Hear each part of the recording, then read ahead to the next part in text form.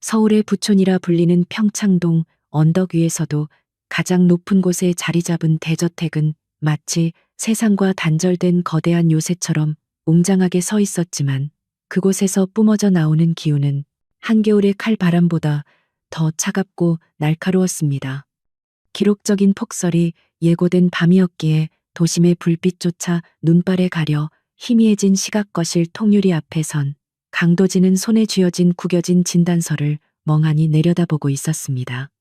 대한민국 굴지의 재벌가인 한울그룹의 유일한 적통 후계자이자 34세 젊은 회장인 그가 가진 모든 권력과 재산으로도 결코 바꿀 수 없는 잔인한 선고가 그 종이 한 장에 담겨 있었습니다. 의사는 난감한 표정으로 차트를 넘기며 현대의학으로는 더 이상 손쓸 방법이 없다는 말을 에둘러 표현했지만 도진의 귀에는 그 말이 사형 선고처럼 들렸고 뇌리를 강타한 충격은 쉽사리 가라앉지 않았습니다.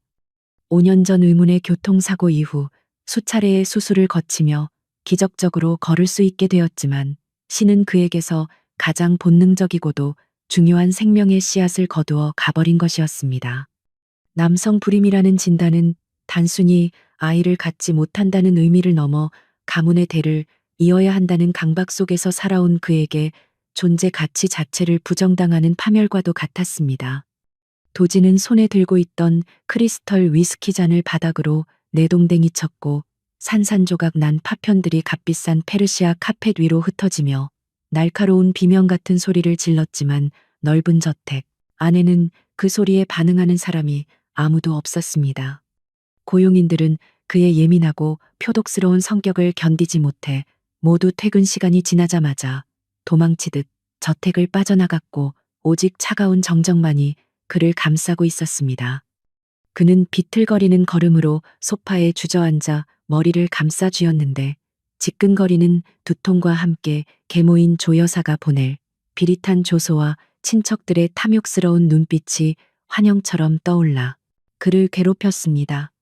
창밖에는 굵은 눈발이 쉴 새 없이 쏟아져 내리며 세상을 하얗게 지워버리고 있었고 도진은 차라리 이 눈이 저택을 통째로 삼켜버려 내일 아침이 오지 않기를 간절히 바랐습니다.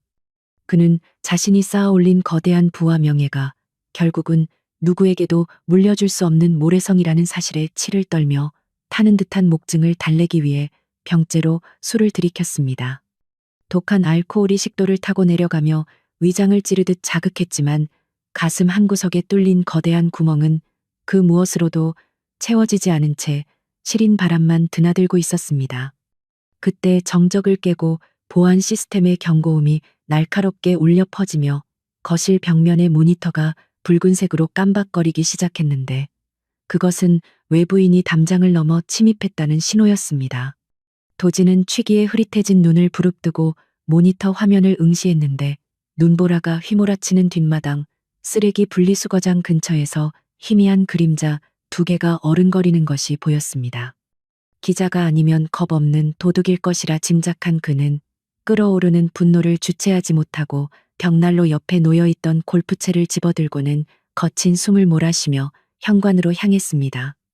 누군가가 자신의 완벽하고 고요한 성역을 침범했다는 사실은 도진의 억눌려 있던 파괴 본능을 자극했고 그는 이 불청객들에게 자신의 불행과 분노를 쏟아붓기로 작정했습니다. 육중한 현관문이 열리자마자 살르레는 듯한 sak풍이 얼굴을 강타했고 무릎까지 쌓인 눈은 발을 내딛는 것조차 힘들게 만들었지만 도진은 아랑곳하지 않고 성큼성큼 뒷마당으로 걸어갔습니다. 보안등이 켜지면서 하얀 눈밭 위에 검은 그림자들이 길게 늘어졌고 도진은 골프채를 높이 치켜들며 당장 꺼지지 않으면 경찰을 부르겠다고 고래고래 소리를 질렀습니다. 그러나 그의 고함 소리에 놀라 뒤를 돌아본 침입자들의 정체를 확인한 순간 도진은 휘두르려던 골프채를 허공에 멈춘 채 그대로 얼어붙고 말았습니다. 그곳에는 흉악한 강도도 특종을 노리는 기자도 아닌 기껏해야 5살쯤 되어 보이는 조그마한 사내아이 2명이 서로를 꼭 껴안은 채 바들바들 떨고 있었기 때문입니다. 아이들은 얇은 낡은 점퍼 하나에 의지한 채 눈을 뒤집어 쓰고 있었고 그들의 손에는 음식물 쓰레기통 근처에서 주운 것으로 보이는 딱딱하게 얹은 빵 반쪽이 들려 있었습니다. 도지는 자신의 눈을 의심하며 한 발자국 더 다가갔는데 보안 등 불빛 아래 드러난 아이들의 얼굴은 며칠을 굶은 듯 홀쭉하고 꼬질꼬질했지만 눈동자만큼은 밤하늘의 별처럼 맑고 또렷하게 빛나고 있었습니다. 쌍둥이로 보이는 두 아이는 도진의 위압적인 모습에 겁을 먹고 뒷걸음질 칠 법도 한데 오히려 서로의 손을 더 꽉 잡으며 도진을 똑바로 올려다보았습니다.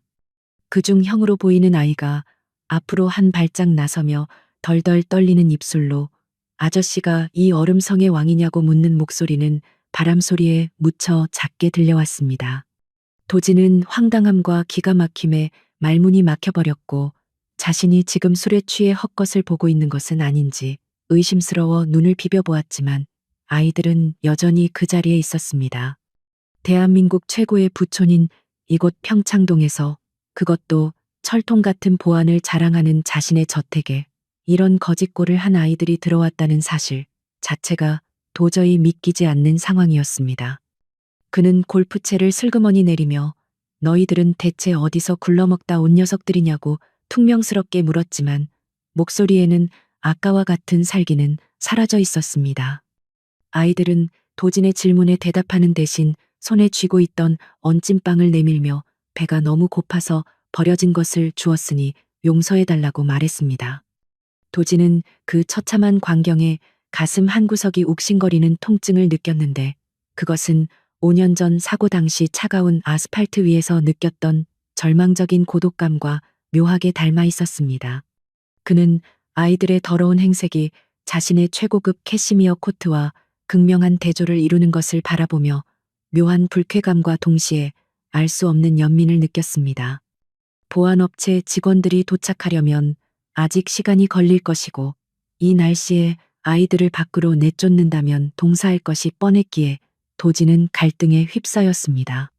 그는 평소 어린아이들의 시끄러운 소음과 통제 불가능한 행동을 혐오하여 조카들조차 집에 들이지 않는 성격이었지만 지금 눈앞에 있는 이 작은 생명체들은 그에게 혐오감보다는 기이한 호기심을 불러일으켰습니다. 특히 도진을 빤히 쳐다보는 형아이의 눈매가 어딘지 모르게 나칡다는 생각이 뇌리를 스치고 지나갔지만 구체적으로 누구를 닮았는지는 떠오르지 않았습니다. 동생으로 보이는 아이가 추위를 견디지 못하고 재채기를 하며 휘청거리지 형아이는 재빨리 동생을 부축하며 자신의 얇은 점퍼를 벗어 덮어주려 했습니다. 그 모습을 지켜보던 도진은 자신도 모르게 혀를 차며 거칠게 아이들의 팔을 잡아 끌어 집 안으로 밀어 넣었습니다. 아이들은 갑작스러운 도진의 행동에 깜짝 놀라 버둥거렸지만 성인 남자의 힘을 당해낼 수는 없었고 순식간에 따뜻한 온기가 감도는 현관 안으로 들어오게 되었습니다. 실내의 따뜻한 공기가 얼어붙은 피부에 닿자 아이들은 긴장이 풀린 듯 바닥에 주저앉았고 녹은 눈물이 뺨을 타고 흘러내려 바닥을 적셨습니다. 도지는 더러운 신발을 신은 채 대리석 바닥에 앉아있는 아이들을 보며 미간을 찌푸렸지만 당장 나가라고 소리치지는 않았습니다. 그는 거실 소파에 던져두었던 담요를 가져와 아이들에게 무심하게 던져주며 경찰이 올 때까지만 봐주는 것이니 허튼 수작 부리지 말라고 으름장을 놓았습니다. 아이들은 담요를 뒤집어 쓰고 눈만 내놓은 채 도진을 바라보았는데 그 모습이 마치 눈 덮인 숲속에서 길을 잃은 아기 사슴들 같아서 도진은 헛웃음을 흘렸습니다. 그는 주방으로 들어가 따뜻한 우유라도 한 잔씩 줄까 고민하다가 자신이 왜 이런 낯선 아이들에게 친절을 베풀어야 하는지 자문하며 냉장고 문을 거칠게 닫았습니다. 하지만 결국 그는 전자레인지에 우유 2잔을 데워 쟁반에 담아 나왔고 아이들은 김이 모락모락 나는 우유를 보자마자 침을 꼴깍 삼켰습니다. 아이들이 허겁지겁 우유를 마시는 모습을 팔짱을 낀 채 지켜보던 도지는 문득 자신이 오늘 불임 판정을 받았다는 사실을 다시금 떠올렸습니다. 자신은 평생 가질 수 없는 아이라는 존재가 하필이면 가장 비참한 날, 가장 비참한 모습으로 자신의 영역에 들어왔다는 사실이 마치 신이 내린 짓궂은 장난처럼 느껴졌습니다. 그는 아이들에게 부모는 어디에 있고 왜 이런 밤에 남의 집을 기웃거리냐고 물었지만 아이들은 입을 꾹 다문 채 서로의 눈치만 살폈습니다. 그때 형아이가 우유잔을 내려놓으며 아저씨는 나쁜 사람 같지는 않은데 왜 그렇게 슬픈 눈을 하고 있냐고 당돌하게 물어왔습니다. 도지는 난생 처음 듣는 말에 당황하여 말문이 막혔고 자신의 내면 깊숙한 곳에 숨겨둔 고독을 들킨 것 같아 불쾌해졌습니다. 그는 아이의 질문을 무시하고 휴대폰을 꺼내 보안팀장에게 전화를 걸려 했지만 휴대폰 화면에 뜬 폭설주의보 알림을 보고 잠시 망설였습니다. 도로가 통제될 정도로 눈이 많이 와서 경찰차나 보안 업체 차량이 도착하려면 적어도 1시간 이상은 걸릴 것이 분명했습니다. 도지는 한숨을 내쉬며 소파 깊숙이 몸을 파묻었고 아이들은 이제 조금 살 것 같은지 호기심 어린 눈으로 거실의 화려한 샹들리에와 장식품들을 구경하기 시작했습니다. 도지는 그들에게 얌전히 있으라고 경고했지만 아이들의 눈은 이미 거대한 장난감 가게에 온 듯 반짝이고 있었습니다. 도지는 아이들의 얼굴을 찬찬히 뜯어보며 유전자라는 것이 참으로 신기하다고 생각했는데 두 아이는 쌍둥이임에도 불구하고 형은 차분하고 날카로운 느낌을, 동생은 유순하고 장난기 어린 느낌을 주고 있었습니다. 그런데 보면 볼수록 형아이의 인매와 콧날이 거울 속의 자신과 닮아 있다는 착각이 들어 도지는 고개를 세차게 흔들었습니다. 자신은 5년 전 사고 이후 여자와 깊은 관계를 맺은 적이 없었고 그전에도 철저하게 피임을 했었기에 숨겨둔 자식이 있을 리 만무했습니다. 그 순간 다시 한번 현관의 인터폰이 요란하게 울리기 시작했고 이번에는 카메라 화면에 웬 여자의 모습이 잡혔습니다. 여자는 얇은 코트 차림으로 눈보라를 맞으며 미친 사람처럼 배를 눌러대고 있었고 그녀의 입모양은 무언가를 애타게 부르짖고 있는 듯했습니다. 도지는 또 다른 불청객의 등장에 신경질적으로 자리에서 일어나 인터폰 수화기를 들었고 누구냐고 묻기도 전에 여자의 절규에 가까운 목소리가 스피커를 찢을 듯 울려 퍼졌습니다. 제 아이들이 그 안에 있어요. 제발 문 좀 열어주세요. 우리 하늘이랑 바다 좀 돌려주세요. 라는 여자의 목소리는 공포와 절박함으로 가득 차 있었습니다. 도지는 거실 바닥에 앉아 있는 아이들을 돌아보았고 아이들은 엄마 목소리를 듣자마자 벌떡 일어나 현관 쪽으로 달려나갔습니다. 도지는 어쩔 수 없이 현관 잠금 장치를 해제했고 육중한 문이 열리자마자 눈사람처럼 하얗게 변해버린 여자가 비틀거리며 안으로 쏟아져 들어왔습니다. 여자는 신발도 벗지 않은 채 아이들을 끌어안고 엉엉 울음을 터뜨렸고 아이들 역시 엄마의 품에 파고들며 안도감에 눈물을 흘렸습니다. 도지는 그 모자 상봉의 현장을 멀찌감치 서서 냉소적인 표정으로 지켜보고 있었는데 여자의 젖은 머리카락이 얼굴을 가리고 있어 누군지 알아볼 수 없었습니다. 그는 이 소란을 빨리 끝내기 위해 여자에게 당장 아이들을 데리고 나가라고 소리치려다가 여자가 고개를 들어 자신을 바라보는 순간 심장이 멎는 듯한 충격을 받았습니다. 창백하게 질린 피부와 퀭한 눈, 그리고 앙상하게 마른 몸매였지만 도지는 단번에 그녀를 알아볼 수 있었습니다. 그녀는 5년 전 자신의 아이를 가졌다고 거짓말을 하고 돈 봉투를 받아 챙겨 사라졌던, 그래서 자신이 그토록 증오하면서도 한시도 잊지 못했던 첫사랑 이수연이었습니다. 도진의 입에서 탄식처럼 수연의 이름이 흘러나왔고 수연 역시 도진을 알아보고는 공포에 질린 눈으로 뒷걸음질치며 아이들을 자신의 등 뒤로 숨겼습니다. 시간이 멈춘 듯한 침묵 속에서 도진의 시선은 수연의 겁에 질린 얼굴에서 그녀의 등 뒤에 숨어 자신을 경계하는 아이들의 얼굴로 옮겨갔습니다. 5년이라는 시간과 아이들의 나이, 그리고 오늘 받은 불임, 진단서의 내용이 머릿속에서 복잡하게 뒤엉키며 거대한 폭풍우가 되어 그를 덮쳤습니다.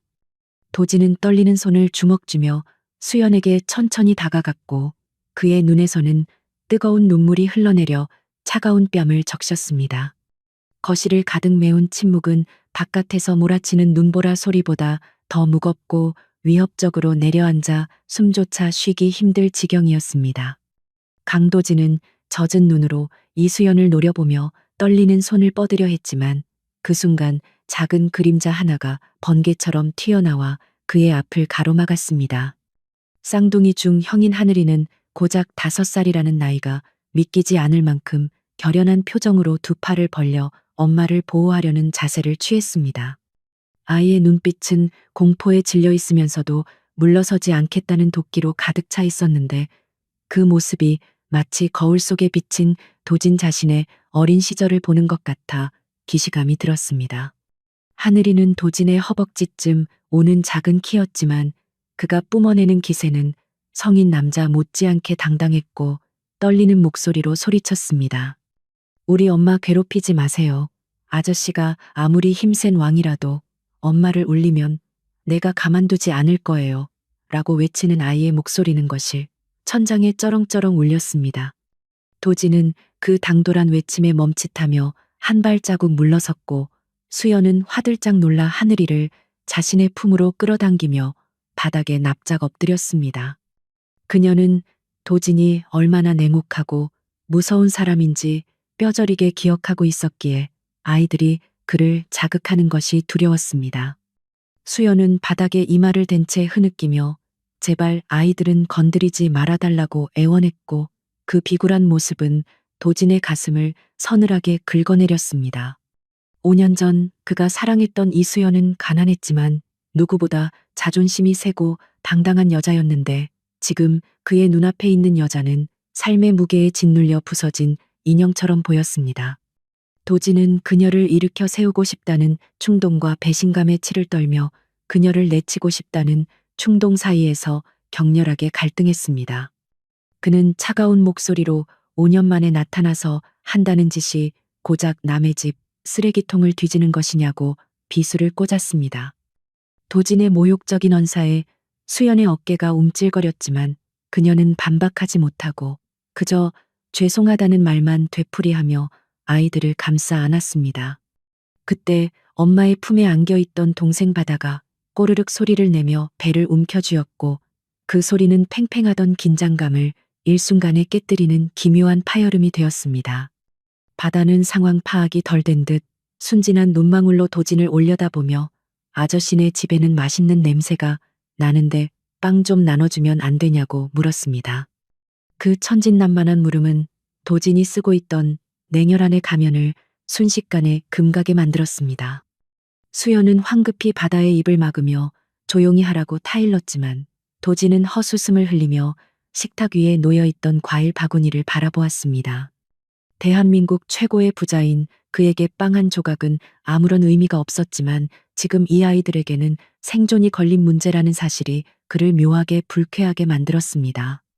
도진은 수연에게 아이들 핑계대지 말고 당장 내 집에서 나가라고 소리쳤지만 창밖의 눈보라는 이미 재난 수준으로 변해 있었습니다. 도진의 이성은 그들을 내쫓으라고 명령했지만 본능은 이 폭설 속에 그들을 내보내는 것은 살인이나 다름없다고 경고했습니다. 그때 저택의 집사가 당황한 얼굴로 거실로 들어와 회장님께 보고를 올렸는데 폭설로 인해 평창동 일대의 도로가 전면 통제되어 차량 이동이 불가능하다는 내용이었습니다. 집사는 낯선 여자와 아이들을 보고 놀란 기색을 감추지 못했지만 도진의 서슬퍼런 눈빛에 입을 다물고 고개를 숙였습니다. 도진은 어쩔 수 없이 그들을 이 밤 동안만 집에 머물게 해야 한다는 사실을 받아들이며 넥타이를 거칠게 풀어헤쳤습니다. 그는 수연을 노려보며 날이 밝고 도로가 뚫리면 그 즉시 내 눈앞에서 사라지라고 차갑게 통보했습니다. 수연은 도진의 허락에 안도의 한숨을 내쉬었지만 동시에 그와 한 공간에 있어야 한다는 사실에 극심한 불안감을 느꼈습니다. 그녀는 도진의 눈을 피하며 아이들을 데리고 현관 구석으로 물러나려 했지만 도진은 집사에게 손짓하여 그들을 손님방이 아닌 하녀들이 쓰는 작은 방으로 안내하라고 지시했습니다. 그것은 수연에 대한 그의 멸시와 분노를 드러내는 유치한 복수였지만 수연은 그마저도 감지덕지하며 아이들의 손을 잡고 집사를 따라갔습니다. 도진은 그들의 뒷모습을 바라보며 씁쓸한 위스키를 다시 잔에 채웠습니다. 작은 방으로 들어온 수연은 아이들의 젖은 옷을 벗기고 담요로 감싸주며 꽁꽁언 손발을 입김으로 호호 불어 녹여주었습니다. 방은 비좁고 외풍이 들어 추웠지만 밖에서 얼어 죽는 것보다는 100배 나았기에 수연은 감사한 마음으로 아이들을 달랬습니다. 하늘이는 엄마의 젖은 머리카락을 만지며 그 아저씨가 엄마를 아는 사람이냐고 물었고, 수연은 잠시 망설이다가 그냥 옛날에 알던 무서운 분이라고 얼버무렸습니다. 그녀는 아이들에게 도진이 너희들의 아빠라는 사실을 절대 말할 수 없었습니다. 한편 거실에 홀로 남은 도진은 술잔을 기울이며 5년 전 수연이 자신을 떠나던 날의 기억을 되새김질하고 있었습니다. 당시 그는 교통사고로 사경을 헤매고 있었고, 깨어났을 때는 이미 수연이 거액의 합의금을 받고 사라진 뒤였다는 계모의 말을 철석같이 믿고 있었습니다. 하지만 오늘 본 수연의 모습은 돈을 챙겨 도망친 여자라고 하기에는 너무나도 궁핍하고 처절해 보여서 의구심이 들기 시작했습니다. 무엇보다 그를 혼란스럽게 만드는 것은 하늘이라는 아이의 얼굴이 자신의 어린 시절 사진과 판박이라는 사실이었습니다. 하지만 도진은 책상 위에 놓인 불임 진단서를 다시 집어들고는 헛된 희망을 품으려는 자신의 뺨을 때리고 싶을 만큼 자괴감을 느꼈습니다. 의학적으로 자연 임신이 불가능하다는 판정을 받은 그에게 저 아이들이 자신의 핏줄일리 만무했고, 그렇다면 수연은 다른 남자와 결혼해서 아이를 낳고 살다가 망해서 여기로 온 것이 분명했습니다. 그 생각이 미치자 도진은 질투와 배신감에 휩싸여 술병을 벽에 집어던졌고, 요란한 파열음과 함께 호박색 액체가 벽지를 적셨습니다. 그 소리에 놀란 바다가 작은 방에서 울음을 터뜨리자 하늘이는 동생을 끌어안고 귀를 막아주며 괜찮다고 속삭였습니다. 수연은 공포에 질려 문을 걸어 잠그고 아이들을 품에 안은 채 제발 이 밤이 무사히 지나가기만을 기도했습니다. 그녀는 도진이 자신을 오해하고 있다는 것을 알았지만 진실을 말하는 순간 도진의 계모가 아이들의 존재를 알게 되고 그들의 목숨이 위험해질까봐 입을 다물 수밖에 없었습니다.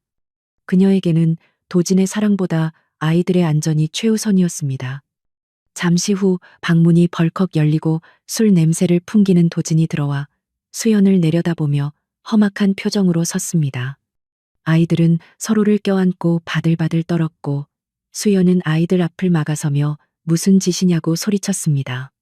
도진은 비틀거리며 다가와 수연의 턱을 거칠게 잡아 올리고는 그 아이들의 아버지가 누구냐고 낮게 으르렁거렸습니다. 그의 눈동자는 분노와 슬픔, 그리고 확인하고 싶은 애타는 갈망으로 붉게 충혈되어 있었습니다. 수연은 도진의 눈을 똑바로 쳐다보며 죽은 남편의 아이들이라고 거짓말을 했고, 그 말은 도진의 가슴에 대못을 박는 것과 같았습니다. 도진은 씁쓸한 미소를 지으며 수연의 얼굴을 거칠게 놓아주었고, 역시 너는 돈 때문에 나를 버리고 딴 놈한테 간 속물이었다며 비아냥거렸습니다. 그는 주머니에서 지갑을 꺼내 수표 몇 장을 수연의 얼굴에 뿌리며 이 돈 받고 내일 아침 당장 사라지라고 모욕을 주었습니다. 수표가 종이 눈처럼 방바닥에 흩날렸습니다. 하늘이는 바닥에 떨어진 수표를 주워 구기며 도진에게 던졌고 우리 엄마한테 돈으로 때리지 말라고 악을 썼습니다. 도진은 그 맹랑한 모습에 다시 한번 기시감을 느꼈지만 애써 외면하며 뒤돌아서서 방을 나갔습니다. 닫힌 문 너머로 아이들의 울음소리와 수연의 흐느낌이 들려왔지만 도진은 귀를 막고 자신의 침실로 도망치듯 들어갔습니다. 그는 침대에 누워 천장을 바라보았지만 하늘이의 그 눈빛이 잔상처럼 남아 지워지지 않았습니다. 새벽이 깊어지도록 눈보라는 멈출 기미를 보이지 않았고 저택은 거대한 고립무원의 섬처럼 어둠 속에 갇혀 있었습니다. 도진은 잠을 이루지 못하고 서재로 들어가 5년 전 수연과 관련된 조사 자료들을 다시 꺼내 들었습니다. 자료에는 수연이 도진의 사고 직후 병원에 한 번도 찾아오지 않았으며 합의금을 받고 해외로 출국했다는 기록이 남아 있었지만 어딘가 조작된 듯한 위화감이 느껴졌습니다. 그는 책상, 서랍 깊숙한 곳에서 수연과 함께 찍었던 유일한 폴라로이드 사진을 꺼내보며 한숨을 쉬었습니다. 한편 작은 방에서는 아이들이 지쳐 잠이 들었고 수연은 잠든 아이들의 얼굴을 쓰다듬으며 소리 없는 눈물을 흘렸습니다. 그녀는 도진의 오해가 풀리지 않기를 바라면서도 한편으로는 그가 아이들을 알아봐 주기를 바라는 이중적인 마음 때문에 괴로워했습니다. 바다가 잠결에 아빠라고 웅얼거리자 수연의 가슴은 미어지는 듯 아팠고 그녀는 바다의 손을 꼭 잡아주며 미안하다고 속삭였습니다. 그녀는 내일 날이 밝는 대로 아이들을 데리고 도망치듯 이곳을 떠나기로 결심했습니다. 그때 바다가 기침을 심하게 하며 몸을 뒤척였고 수연이 이마를 짚어보니 불덩이처럼 뜨거웠습니다. 추운 곳에서 떨다가 들어온 탓에 급성 고열이 난 것이 분명했고 약도 없는 상황에서 아이의 숨소리는 점점 거칠어졌습니다. 수연은 당황하여 어쩔 줄 몰라 하다가 결국 자존심을 버리고 방문을 열고 나갔습니다.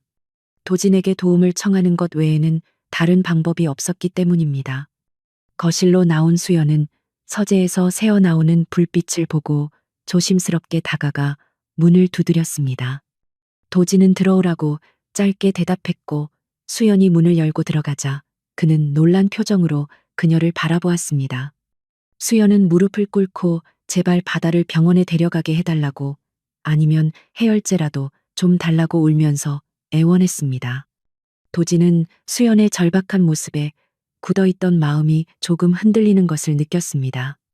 도진은 말없이 일어나 구급 상자를 찾아 수연에게 건네주었고 수연이 고맙다는 말을 남기고 급히 나가려 하자 그녀를 불러 세웠습니다. 그는 낮게 잠긴 목소리로 아이가 많이 아프냐고 물었고 수연은 고개를 끄덕이며 눈물을 훔쳤습니다. 도진은 잠시 망설이다가 인터폰으로 주치의에게 전화를 걸어 당장 왕진을 오라고 지시했습니다. 폭설 때문에 헬기를 띄워야 할지도 모르는 상황이었지만 그는 개의치 않았습니다. 수연은 도진의 예상치 못한 배려에 놀라 그를 쳐다보았지만 도진은 그녀와 눈을 마주치지 않고 서류를 보는 척했습니다. 그는 자신이 왜 이러는지 이해할 수 없었지만 아픈 아이를 외면하는 것은 인간의 도리가 아니라고 스스로를 합리화했습니다. 하지만 그의 마음 깊은 곳에서는 바다라는 아이가 자신을 향해 빵을 내밀던 그 순수한 눈빛이 계속해서 어른거리고 있었습니다. 눈보라가 휘몰아치는 칠흑, 같은 밤하늘을 가르며 거대한 굉음과 함께 하늘그룹 전용 헬기가 저택의 넓은 정원에 착륙을 시도하고 있었습니다. 폭설로 인해 시야가 거의 확보되지 않는 위험천만한 상황이었지만 강도진 회장의 불호령에 가까운 호출을 거부할 수 있는 사람은 대한민국에 존재하지 않았습니다. 주치의 김 박사는 헬기에서 내리자마자 경호원들의 부축을 받으며 눈길을 헤치고 저택 안으로 뛰어들었고 그의 손에는 긴급 의료 키트가 들려 있었습니다. 도지는 거실 창가에 서서 그 광경을 지켜보고 있었는데 그의 표정은 초조함과 알 수 없는 분노로 딱딱하게 굳어 있었습니다. 김 박사가 숨을 헐떡이며 작은 방으로 들어서자 수연은 땀에 젖은 바다를 품에 안고 사색이 되어 있었고 아이의 숨소리는 금방이라도 끊어질 듯 위태로웠습니다. 박사는 즉시 청진기를 대고 아이의 상태를 살피기 시작했고 도지는 문틀에 기대어 그 모습을 팔짱을 낀 채 지켜보았지만 그의 시선은 불안하게 흔들리고 있었습니다. 진찰을 마친 김 박사는 심각한 표정으로 급성 폐렴으로 번질 위험이 있으니 당장 주사를 맞고 체온을 떨어뜨려야 한다고 진단했습니다. 수연은 그 말을 듣자마자 오열하며 제발 아이만 살려달라고 의사의 바짓가랑이를 잡고 매달렸습니다. 능숙한 손길로 바다의 앙상한 팔에 주사바늘을 꽂은 김 박사는 수액팩을 옷걸이에 걸며 안도의 한숨을 내쉬었고 아이의 거친 호흡도 조금씩 안정을 찾아가기 시작했습니다. 박사는 땀을 닦으며 도진에게 다가와 조금만 늦었어도 큰일 날 뻔했다고 보고하며 회장님께서 아이들을 이토록 신경 쓰시는 줄 몰랐다고 넌지시 물었습니다. 도지는 그저 우연히 들어온 불청객일 뿐이라며 애써 무심한 척 고개를 돌렸지만 박사는 도진의 눈에 서린 깊은 근심을 놓치지 않았습니다. 짐을 정리하던 김 박사는 잠든 바다의 얼굴을 잠시 빤히 쳐다보더니 고개를 갸웃거리며 혼잣말처럼 아이가 회장님의 어린 시절과 참 많이 닮았다는 말을 흘렸습니다. 그 말은 조용한 방 안의 폭탄처럼 떨어졌고 도진의 심장은 철렁 내려앉았으며 수연의 등 뒤로는 식은땀이 줄기줄기 흘러내렸습니다. 도진은 신경질적으로 무슨 헛소리냐고 소리치며 의사를 노려보았지만 김 박사는 그저 의학적인 관점이 아니라 분위기가 그렇다는 뜻이라며 황급히 말을 얼버무렸습니다. 의사가 돌아가고 난 뒤 방 안에는 다시 무거운 정적만이 감돌았고 수연은 도진의 눈치를 살피며 물수건으로 바다의 이마를 닦아주기에 바빴습니다. 도진은 방을 나가지 않고 의자를 끌어와 침대 맡에 앉았는데 그는 자신의 눈으로 직접 확인하고 싶었습니다. 의사의 말이 과연 헛소리인지 아니면 자신의 본능이 외치고 있는 핏줄의 이끌림이 진실인지 말입니다. 수연은 도진의 뜨거운 시선이 아이의 얼굴에 닿을 때마다 심장이 타들어가는 것 같았지만 그를 내쫓을 명분이 없었습니다. 한참을 말없이 아이를 바라보던 도진은 바다가 잠결에 뒤척이며 이불을 걷어차자 무의식적으로 손을 뻗어 이불을 덮어주었습니다. 그때 바다가 칭얼거리며 도진의 손가락을 꽉 움켜쥐었고 그 작고 뜨거운 손의 감촉이 도진의 전신을 감전된 듯 찌릿하게 만들었습니다. 도진은 손을 빼내려 했지만 아이의 악력은 생각보다 강했고 무엇보다 그 따스한 온기를 거부하고 싶지 않은 자신의 마음에 당황했습니다. 이것은 5년 전 사고 이후 얼음처럼 차갑게 식어버린 그의 심장에 처음으로 전해진 생명의 온기였습니다.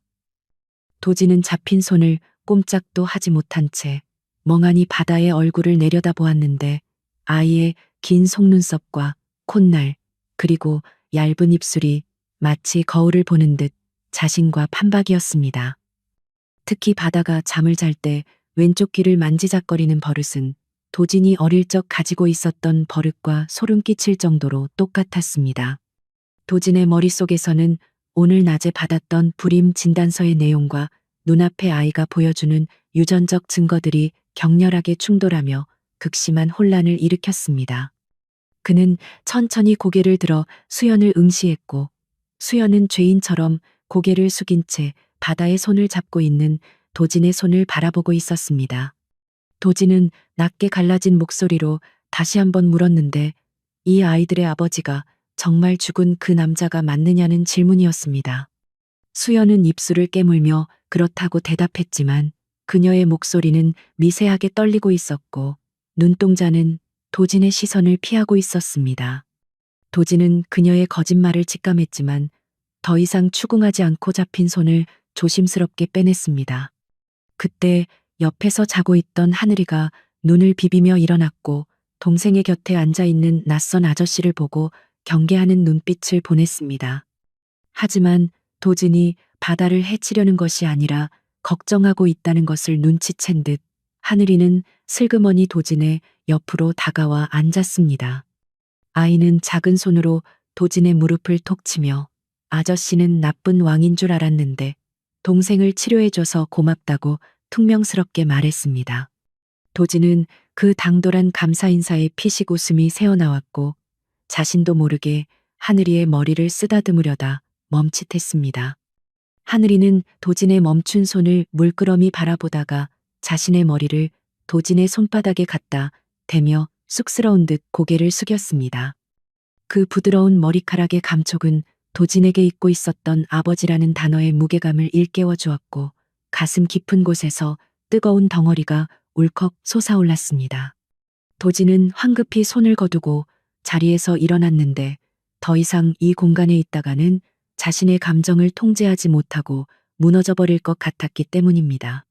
도진은 도망치듯 작은 방을 빠져나와 서재로 들어갔고 문을 잠그자마자 다리에 힘이 풀려 바닥에 주저앉았습니다. 그는 책상 위에 구겨져 있던 불임 진단서를 다시 펼쳐들었고 그 위에 적힌 잔인한 의학 용어들을 읽어내려갔습니다. 의학적으로 불가능하다는 판정과 본능적으로 느껴지는 핏줄의 끌림 사이에서 도지는 미칠 것 같은 괴리감에 시달렸습니다. 만약 저 아이들이 내 아이라면 나는 지난 5년간 내 처자식을 길거리에 방치하고 굶주리게 만든 천하의 불효자이자 죄인이 되는 것이었습니다. 그는 서재 한쪽에 놓인 양주병을 집어들어 잔도 없이 입에 털어 넣었고 독한 술기운으로 복잡한 머릿속을 마비시키려 했습니다. 하지만 술이 들어갈수록 수연의 야윈 얼굴과 아이들의 맑은 눈망울은 더욱 선명하게 떠올라 그를 괴롭혔습니다. 도지는 책상 서랍을 열어 5년 전 사고 당시의 병원 기록들을 꺼내 들었는데 다시 보니 이상한 점들이 한두 군데가 아니었습니다. 당시 수술을 집도했던 의사는 계모인 조 여사의 먼 친척이었고 불임 판정을 내린 것도 바로 그 의사였습니다. 의심의 씨앗은 걷잡을 수 없이 커져갔고 도지는 주먹으로 책상을 내리치며 억눌러 왔던 울분을 토해냈습니다. 만약 누군가가 자신의 인생을 조작하고 천륜을 끊어놓으려 했다면 그것은 용서받지 못할 악행이었고 도지는 반드시 그 대가를 치르게 하겠다고 다짐했습니다. 그는 떨리는 손으로 얼굴을 감싸쥐었는데 손가락 사이로 뜨거운 눈물이 흘러내려 서류 위로 뚝뚝 떨어졌습니다. 대한민국 최고의 재벌 회장이 흘리는 눈물은 그 어떤 보석보다도 무겁고 처절했습니다. 밤이 깊어가고 눈보라는 잦아들었지만 도진의 마음속 폭풍우는 이제 막 시작되고 있었습니다. 그는 자리에서 일어나 창가로 다가갔고 유리창에 비친 자신의 모습은 지독하게 외롭고 슬퍼 보였습니다. 그때 서재 문 밑으로 작은 종이 쪽지 하나가 스르르 밀려 들어왔고 도진은 의아한 표정으로 다가가 쪽지를 집어들었습니다. 삐뚤빼뚤한 글씨로 아저씨 울지 마세요. 바다 살려줘서 고마워요. 라고 적힌 쪽지에는 사탕 껍질 하나가 테이프로 붙어 있었습니다. 그것은 하늘이가 문 밖에서 엿듣다가 도진의 울음소리를 듣고 밀어넣은 위로의 편지였고 도진은 그 작은 종이를 가슴에 품고 소리 없이 오열했습니다. 차라리 아이들이 밉고 싫었다면 마음이 편했을 텐데 이토록 사랑스럽고 애틋하게 느껴지는 것이 그에게는 더 큰 고통이었습니다. 도진은 결심을 굳힌 듯 눈물을 닦아내고 휴대폰을 꺼내 자신의 가장 믿을 수 있는 신복인 강 실장에게 문자를 보냈습니다. 내일 아침 비밀리에 유전자 검사팀을 집으로 보내라는 내용의 문자를 전송한 도진의 눈빛은 이전과는 다르게 차갑게 가라앉아 있었습니다.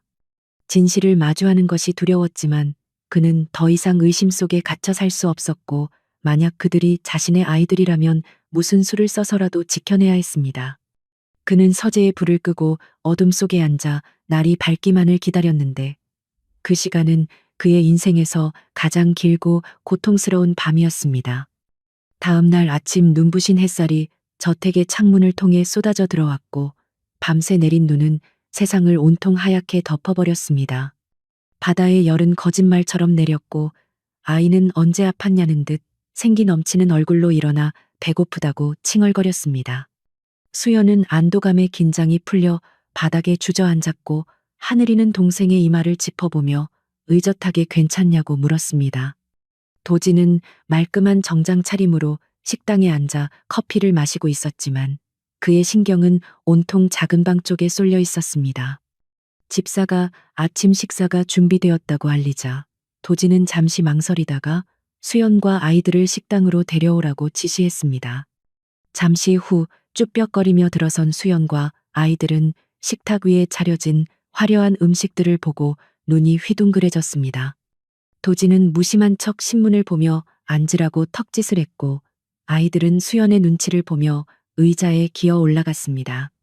아이들이 허겁지겁 빵과 수프를 먹는 모습을 훔쳐보던 도지는 바다가 빵을 먹을 때 잼을 바르지 않고 가장자리부터 갉아먹는 모습을 발견했습니다.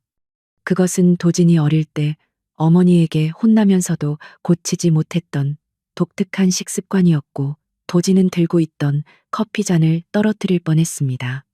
그는 더 이상 의심할 여지가 없다고 확신하며 주먹을 꽉 쥐었고 수연을 바라보는 눈빛은 더욱 깊고 복잡해졌습니다. 식사가 끝날 무렵 초인종이 울리고 강 실장이 데려온 유전자 검사팀이 도착했다는 보고가 들어왔습니다. 도진은 수연에게 아이들의 건강 검진을 핑계로 검사를 진행하겠다고 말했지만 수연의 얼굴은 하얗게 질려버렸습니다. 그녀는 직감적으로 도진이 무언가를 눈치챘다는 것을 알았고 도망칠 구멍이 없다는 사실에 절망했습니다. 도진은 수연의 공포를 읽었지만 모른 척하며 아이들을 데리고 의료진이 대기하고 있는 방으로 향했습니다.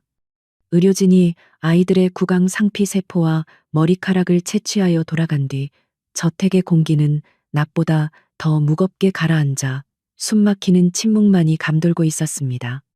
이수연은 불안에 떨며 입술을 잘근잘근 깨물었는데 도진이 건강검진이라는 명목으로 유전자 검사를 의뢰했다는 사실을 본능적으로 감지했기 때문입니다. 그녀는 당장이라도 아이들의 손을 잡고 이 화려하고 차가운 감옥에서 도망치고 싶었지만 밖은 여전히 눈보라가 휘몰아치고 있었고 평창동의 가파른 언덕길은 완전히 얼어붙어 차량 통행이 불가능하다는 집사의 보고가 그녀의 발목을 잡았습니다. 도진은 소파에 다리를 꼬고 앉아 태블릿 PC를 보는 척하며 수연의 일거수일투족을 감시하고 있었고 그 날카로운 시선은 마치 엑스레이처럼 수연의 속마음을 꿰뚫어 보는 듯했습니다. 점심 식사 시간이 되자 주방에서는 고소한 크림 파스타와 신선한 샐러드가 준비되어 나왔고 아이들은 배고픔을 참지 못하고 식탁으로 달려갔습니다. 도진은 아이들이 먹는 모습을 물끄러미 바라보다가 자신도 모르게 입가에 미소를 지을 뻔했지만 곧바로 표정을 굳히며 냉정한 가면을 다시 썼습니다. 그때 바다가 샐러드 위에 올려진 칵테일 새우를 포크로 집어 입으로 가져가려는 순간 옆에 있던 하늘이가 기겁을 하며 바다의 손목을 낚아채듯 잡았습니다. 하늘이는 엄마가 새우 먹으면 온몸에 두드러기 나고 숨 막혀서 죽을 수도 있다고 했잖아. 바보는 왜 자꾸 까먹으라며 동생을 호되게 야단쳤습니다. 도진은 들고 있던 물잔을 식탁에 거칠게 내려놓으며 그 광경을 응시했는데 쨍하는 소리에 놀란 아이들이 움찔하며 그를 쳐다보았습니다. 갑각류 알레르기는 도진이 태어날 때부터 가지고 있던 유전적 체질로 그가 새우나개를 조금이라도 섭취하면 기도가 부어올라 응급실에 실려갈 정도로 심각한 증상이었습니다. 우연이라고 치부하기에는 외모부터 식습관 그리고 알레르기까지 너무나도 많은 증거들이 도진을 향해 이 아이들이 당신의 핏줄이라고 소리치고 있는 것만 같았습니다. 도진은 떨리는 목소리로 수연에게 네가 말한 그 죽은 남편이라는 작자도 새우 알레르기가 있었냐고 비꼬듯 물었습니다. 수연은 도진의 예리한 질문에 당황하여 시선을 피하며 냅킨을 만지작거렸는데 거짓말을 할 때마다 귀가 빨개지는 그녀의 버릇이 여실히 드러나고 있었습니다. 그녀는 기어들어가는 목소리로 그 사람도 알레르기가 있었다고 둘러댔지만 그 말은 도진에게 변명이라기보다는 확신을 심어주는 촉매제가 되었습니다. 도진은 헛웃음을 터뜨리며 세상에 참 기막힌 우연이 다 있다며 식탁에서 일어나 창가로 걸어갔습니다. 그는 창밖의 설경을 바라보며 가슴속에서 치밀어 오르는 혼란과 배신감 그리고 알 수 없는 기대감에 휩싸여 어지러움을 느꼈습니다. 식사가 끝나고 아이들은 거실 한 구석에 마련된 놀이 공간에서 집사가 가져다 준 레고 블록을 가지고 놀기 시작했습니다. 도진은 서재로 들어가려다 말고 문틀에 기대어 아이들이 노는 모습을 훔쳐보았는데 그곳에서 또 한 번 충격적인 장면을 목격했습니다. 보통의 아이들이라면 블록을 마구잡이로 쌓거나 흩뜨려 놓으며 놀 텐데 쌍둥이는 바닥에 블록을 쏟아붓고는 색깔별로 분류하기 시작했습니다. 빨간색은 빨간색끼리, 파란색은 파란색끼리, 심지어 명도 순서대로 그라데이션을 맞추어 일렬로 정렬하는 모습은 강박증에 가까운 도진의 정리 습관과 판박이었습니다. 도진은 등줄기에 소름이 돋는 것을 느끼며 비틀거리는 걸음으로 아이들에게 다가갔고 그림자가 드리워지자 아이들은 하던 일을 멈추고 그를 올려다보았습니다. 하늘이는 파란색 블럭을 손에 쥐고 아저씨도 같이 놀고 싶냐고 물었는데 그 눈빛이 너무나 맑고 순수해서 도지는 숨이 턱 막혀왔습니다. 도지는 무릎을 굽혀 앉아 떨리는 손으로 아이들이 정렬해 놓은 블록들을 가리키며 누가 이렇게 하라고 가르쳤냐고 물었습니다. 바다는 해맑게 웃으며 아무도 안 가르쳐 줬는데 그냥 이렇게 안 하면 마음이 불편하고 삐뚤어진 게 싫다고 대답했습니다. 그 대답은 도진이 어린 시절 정신과 상담을 받을 때 의사에게 했던 말과 토시 하나 틀리지 않고 똑같았고 도진은 이제 더 이상 부정할 수 없는 진실 앞에 서 있음을 깨달았습니다. 그는 자리에서 벌떡 일어나 수연의 팔목을 거칠게 낚아채고는 아이들이 듣지 못하게 주방 쪽으로 그녀를 끌고 갔습니다. 수연은 아프다고 비명을 질렀지만 도진의 귀에는 아무것도 들리지 않았고 오직 진실을 확인하고 싶은 광기만이 그를 지배하고 있었습니다. 주방 구석으로 수연을 몰아넣은 도진은 으르렁거리는 짐승처럼 그녀를 노려보았습니다. 도진은 수연의 양어깨를 움켜쥐고 흔들며 언제까지 나를 바보로 만들 셈이냐고 소리쳤지만 목소리는 분노보다는 애원에 가까웠습니다. 그는 유전자 검사 결과가 나오기 전에 내 입으로 직접 사실을 말하라며 이 아이들이 내 아이들이 맞지 않느냐고 절규했습니다. 수연은 눈물을 흘리며 고개를 저었는데 그녀의 머릿속에는 5년 전 도진의 계모가 했던 협박이 생생하게 떠올랐기 때문입니다. 만약 아이들이 도진의 핏줄임이 밝혀지면 쥐도 새도 모르게 아이들을 없애버리겠다던 그 섬뜩한 경고는 수연을 거짓말쟁이로 만드는 가장 큰 족쇄였습니다. 수연은 흐느끼며 당신은 이미 5년 전에 우리를 버렸고 나는 다른 사람을 만나 행복하게 살았다고 거짓말을 이어갔습니다. 그녀는 아이들의 아빠는 당신처럼 차갑고 이기적인 사람이 아니라 따뜻하고 다정한 사람이었다고 도진의 가슴을 후벼 파는 말을 내뱉었습니다.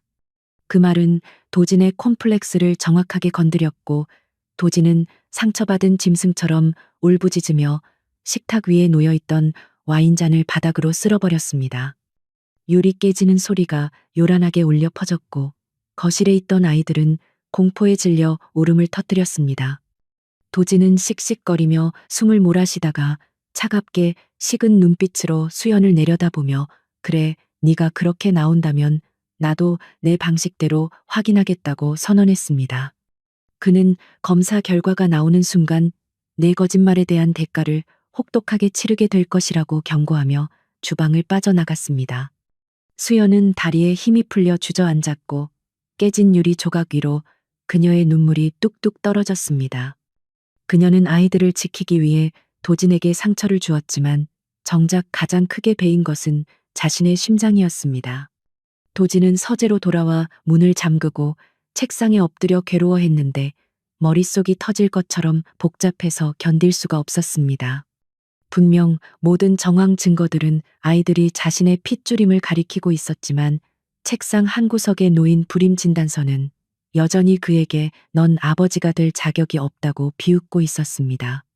그는 서랍에서 5년 전 사고 당시의 진료 기록과 오늘 받은 진단서를 나란히 놓고 비교해 보았습니다.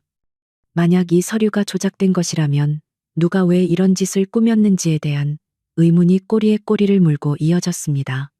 그때 휴대폰이 진동하며 강 실장에게서 문자가 도착했는데 그것은 수연의 뒷조사 결과에 대한 중간 보고였습니다.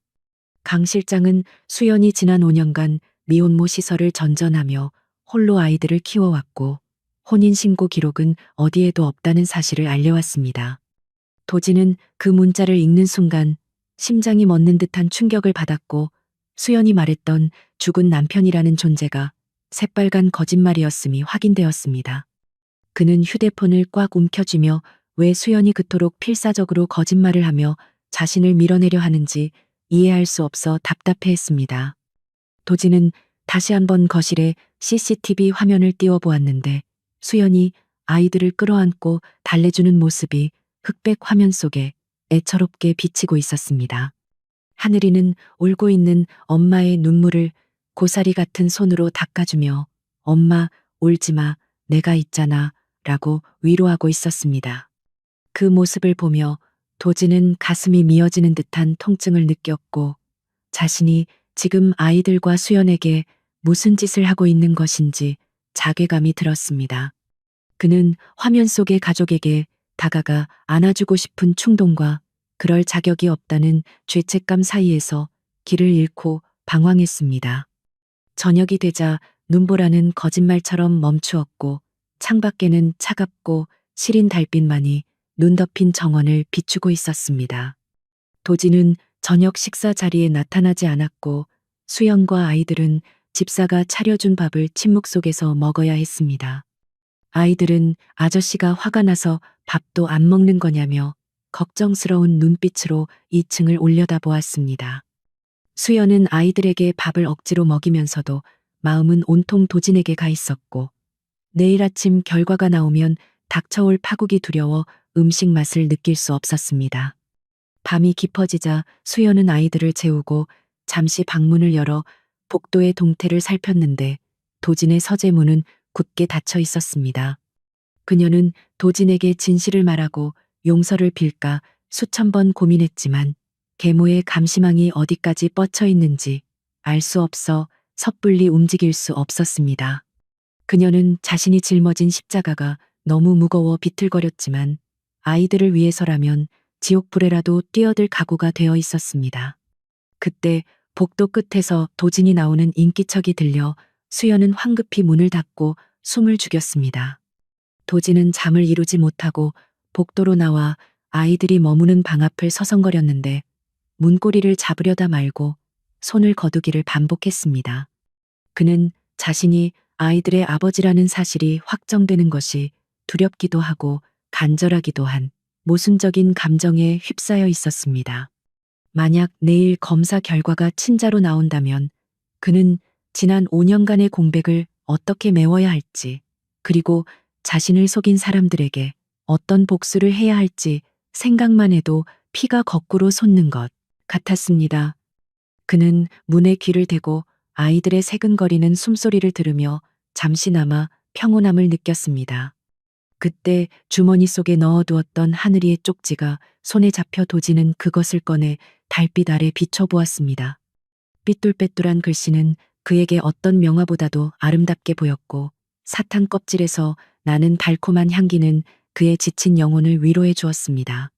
도지는 결심한 듯 쪽지를 다시 주머니에 넣고 강 실장에게 전화를 걸어 내일 아침 가장 빠른 시간 내에 결과를 가져오라고 지시했습니다.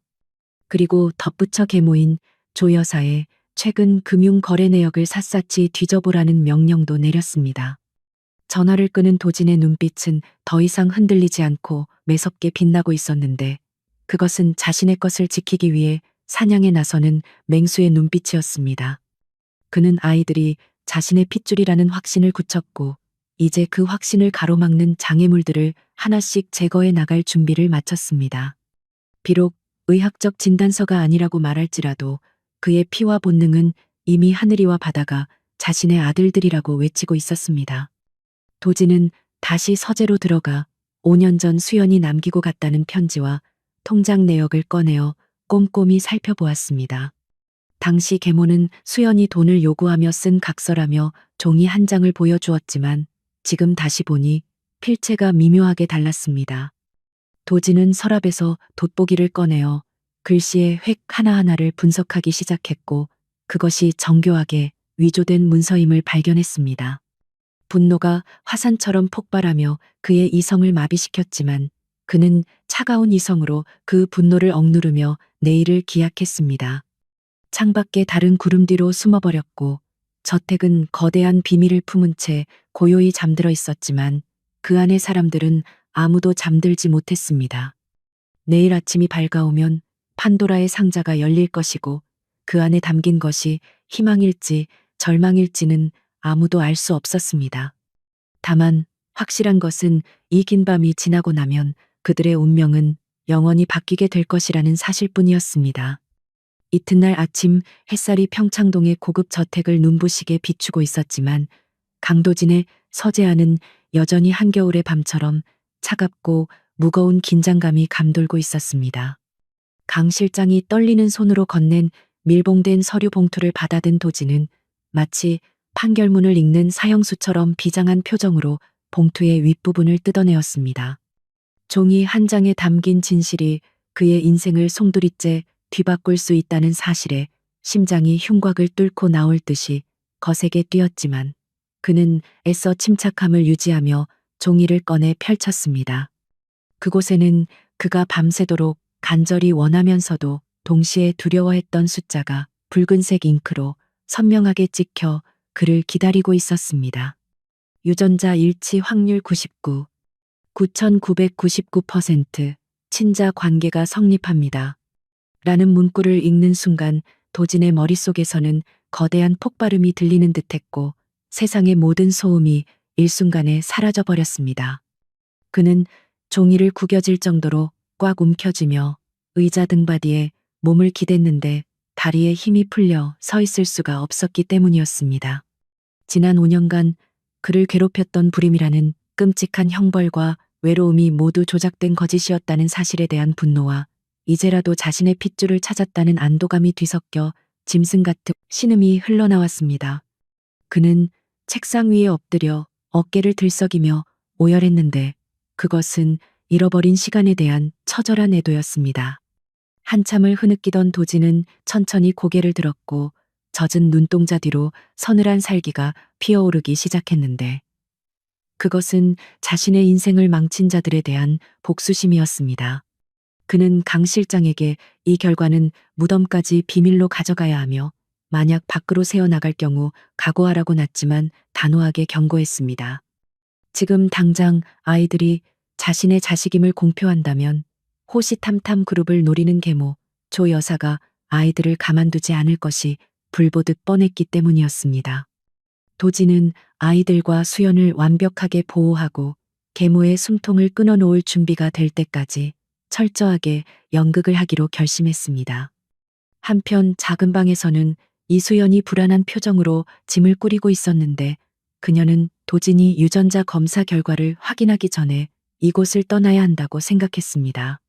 그녀는 아이들에게 빨리 옷을 입으라고 재촉하며 수시로 방문 쪽을 힐끔거렸는데 복도에서 들려오는 발소리 하나에도 심장이 덜컥 내려앉는 것 같았습니다. 하늘이는 엄마가 왜 이렇게 서두르는지 이해할 수 없다는 듯 입을 삐죽거리며 아저씨한테 인사도 안 하고 가냐고 투덜거렸습니다. 수연은 하늘이의 입을 막으며 나중에 설명해 줄 테니 제발 조용히 하라고 사정했고 도망치듯 방을 나섰습니다. 현관으로 향하는 수연의 발걸음은 죄 지은 사람처럼 빨랐지만 거실의 대형 TV에서 흘러나오는 뉴스 속보가 그녀의 발목을 잡고 말았습니다. 기록적인 폭설로 인한 노후주택 붕괴 사고라는 자막과 함께 화면에는 수연이 살고 있던 달동네의 처참한 모습이 생중계되고 있었습니다. 눈의 무게를 이기지 못하고 지붕이 폭삭 내려앉은 낡은 판잣집들 사이로 수연의 집도 형체를 알아볼 수 없을 정도로 무너져 내린 것이 보였습니다. 수연은 그 자리에 얼어붙은 채 뉴스를 멍하니 바라보았고 손에 들고 있던 가방이 바닥으로 툭 떨어졌습니다. 아이들도 TV 화면을 보고 자신들의 집이 사라졌다는 사실을 깨닫고는 울음을 터뜨렸고 바다는 내 장난감이랑 로봇이 다 망가졌냐며 발을 동동 구르며 울었습니다. 수연은 다리에 힘이 풀려 주저앉으며 망연자실했는데 당장 갈 곳도 없는 상황에서 유일한 안식처마저 사라져버린 현실이 너무나 가혹하게 느껴졌습니다. 그녀는 아이들을 끌어안고 어떡하냐며 오열했고 거실은 순식간에 비탄에 잠긴 울음바다가 되었습니다. 그때 2층 계단 위에서 이 모든 광경을 지켜보고 있던 도진이 차가운 표정으로 천천히 걸어 내려왔습니다. 도진은 절망에 빠진 수연의 앞에 서서 팔짱을 끼고 무심한 듯한 말투로 갈 곳도 없으면서 어디를 가려고 했냐고 물었습니다. 수연은 퉁퉁 부은 눈으로 도진을 올려다보며 죄송하지만 찜질방이라도 가겠으니 문을 열어달라고 애원했습니다. 하지만 도진은 코웃음을 치며 어제 내 집 거실에서 깬 최고급 크리스털 와인잔과 더럽힌 카펫값을 물어내기 전에는 한 발자국도 나갈 수 없다고 으름장을 놓았습니다. 그것은 수연을 잡아두기 위해 도진이 급조해낸 유치하고도 비겁한 핑계였지만 지금 상황에서는 가장 효과적인 족쇄였습니다. 수연은 당황하여 와인잔 값은 나중에 벌어서 갚겠다고 사정했지만 도진은 냉정하게 고개를 저으며 지금 당장 갚을 능력이 없으면 몸으로 때우라고 제안했습니다. 그는 집사들이 폭설 때문에 출근을 못하고 있고 입주 도우미들도 내 성격을 못 견뎌서 다 그만뒀으니 네가 당분간 이 집의 가사 도우미로 일하며 빚을 탕감하라고 통보했습니다. 이것은 명백한 노예 계약이나 다름없었지만 당장 길거리에 나앉을 처지인 수연에게는 거부할 수 없는 동아줄이기도 했습니다. 도진은 멍하니 있는 수연에게 싫으면 당장 나가라고 문을 가리켰고 바깥에서는 여전히 매서운 바람 소리가 들려오고 있었습니다. 수연은 아이들을 굶겨 죽일 수는 없다는 생각에 입술을 깨물며 도진의 제안을 받아들일 수밖에 없었습니다. 그녀는 떨리는 목소리로 알겠다고 대답하며 대신 아이들과 함께 지낼 방을 내어달라고 조건을 걸었습니다. 도진은 내심 쾌재를 불렀지만 겉으로는 마지못해 들어주는 척하며 2층 끝에 있는 게스트룸을 사용하라고 허락했습니다. 그렇게 시작된 기묘한 동거는 얼음성 같았던 도진의 저택에 예상치 못한 변화의 바람을 몰고 오기 시작했습니다. 수연은 짐을 풀고 앞치마를 두른 뒤 청소와 요리를 시작했고 아이들은 넓은 저택을 놀이터 삼아 뛰어다니기 시작했습니다. 평소 같았으면 아이들의 발자국 소리만 들려도 신경질을 부렸을 도진이었지만 그는 서재문을 살짝 열어두고 아이들이 노는 소리를 백색 소음처럼 즐기고 있었습니다. 적막했던 복도에 아이들의 웃음소리가 울려 퍼지자 죽어있던 공간이 비로소 살아 숨쉬는 것 같았습니다. 점심시간이 되자 수연은 냉장고에 있는 재료들로 김치찌개와 계란말이를 만들어 식탁을 차렸는데 소박하지만 따뜻한 집밥 냄새가 저택 전체에 퍼졌습니다.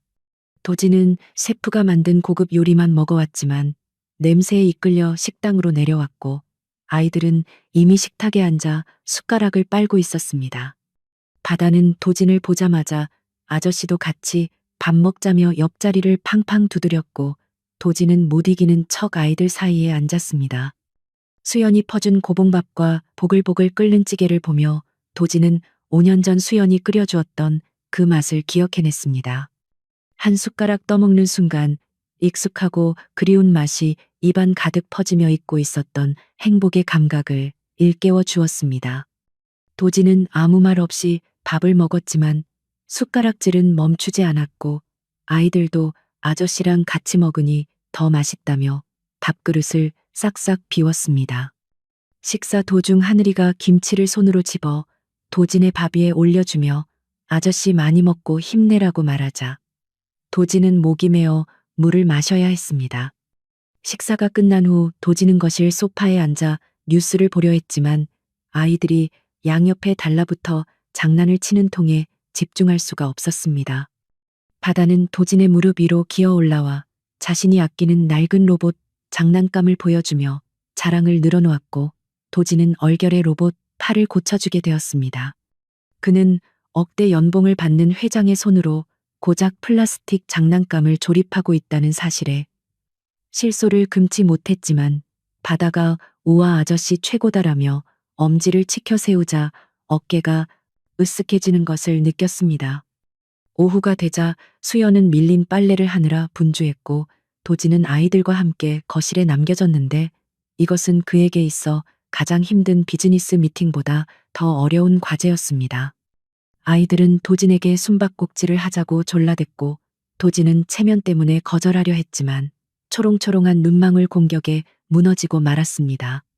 그는 커튼 뒤에 숨어 있는 척하며 아이들이 자신을 찾으러 오기를 기다렸는데 심장이 콩닥거리는 묘한 설렘을 느꼈습니다. 술래인 바다가 도진을 발견하고 까르르 웃으며 안기자 도진은 아이를 번쩍 들어올려 비행기를 태워주었습니다. 그 모습을 먼 발치에서 지켜보던 수연은 놀라움과 함께 가슴 한구석이 아려오는 것을 느꼈는데 도진이 아이들과 저토록 잘 어울릴 줄은 몰랐기 때문입니다. 그녀는 도진이 아이들을 혐오한다고 생각했었지만 지금 눈앞에 있는 남자는 영락없는 다정한 아빠의 모습이었습니다. 수연은 자신이 지난 5년간 아이들에게 아빠의 빈자리를 느끼게 했다는 죄책감과 도진에게서 아이들을 빼앗았다는 미안함에 복잡한 심경이 되었습니다. 그녀는 도진이 진실을 알게 될 날이 두려웠지만 지금 이 순간만큼은 이 평화가 깨지지 않기를 바랐습니다.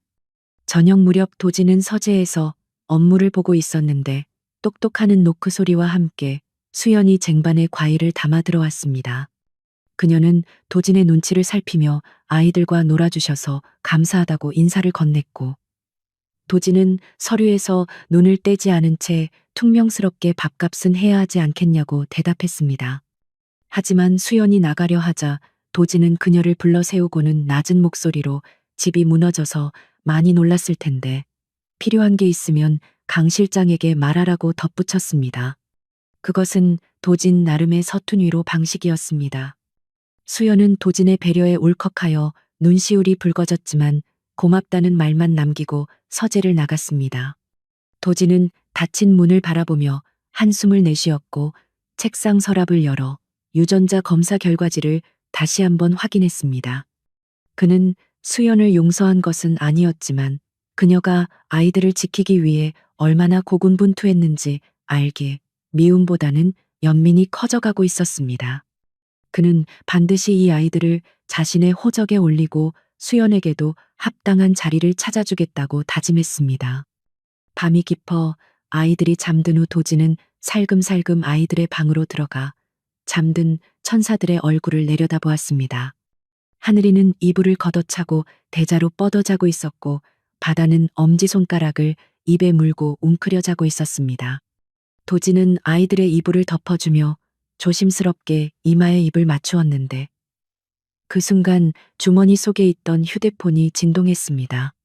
발신자는 계모조 여사였고 도진의 표정은 순식간에 싸늘하게 굳어졌습니다.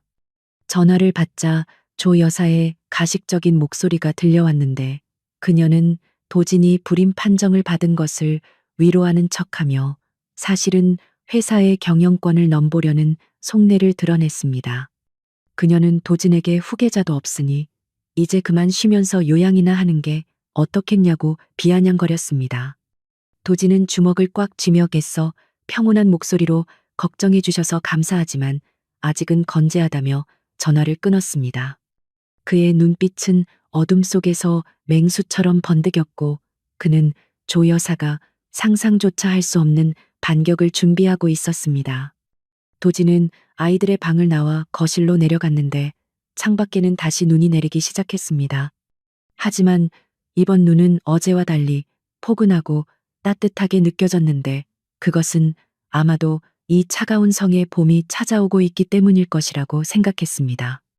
그는 와인 대신 따뜻한 우유 한 잔을 데워 마시며 내일 아이들과 무엇을 하고 놀지 고민하는 자신을 발견하고 피식 웃음을 터뜨렸습니다.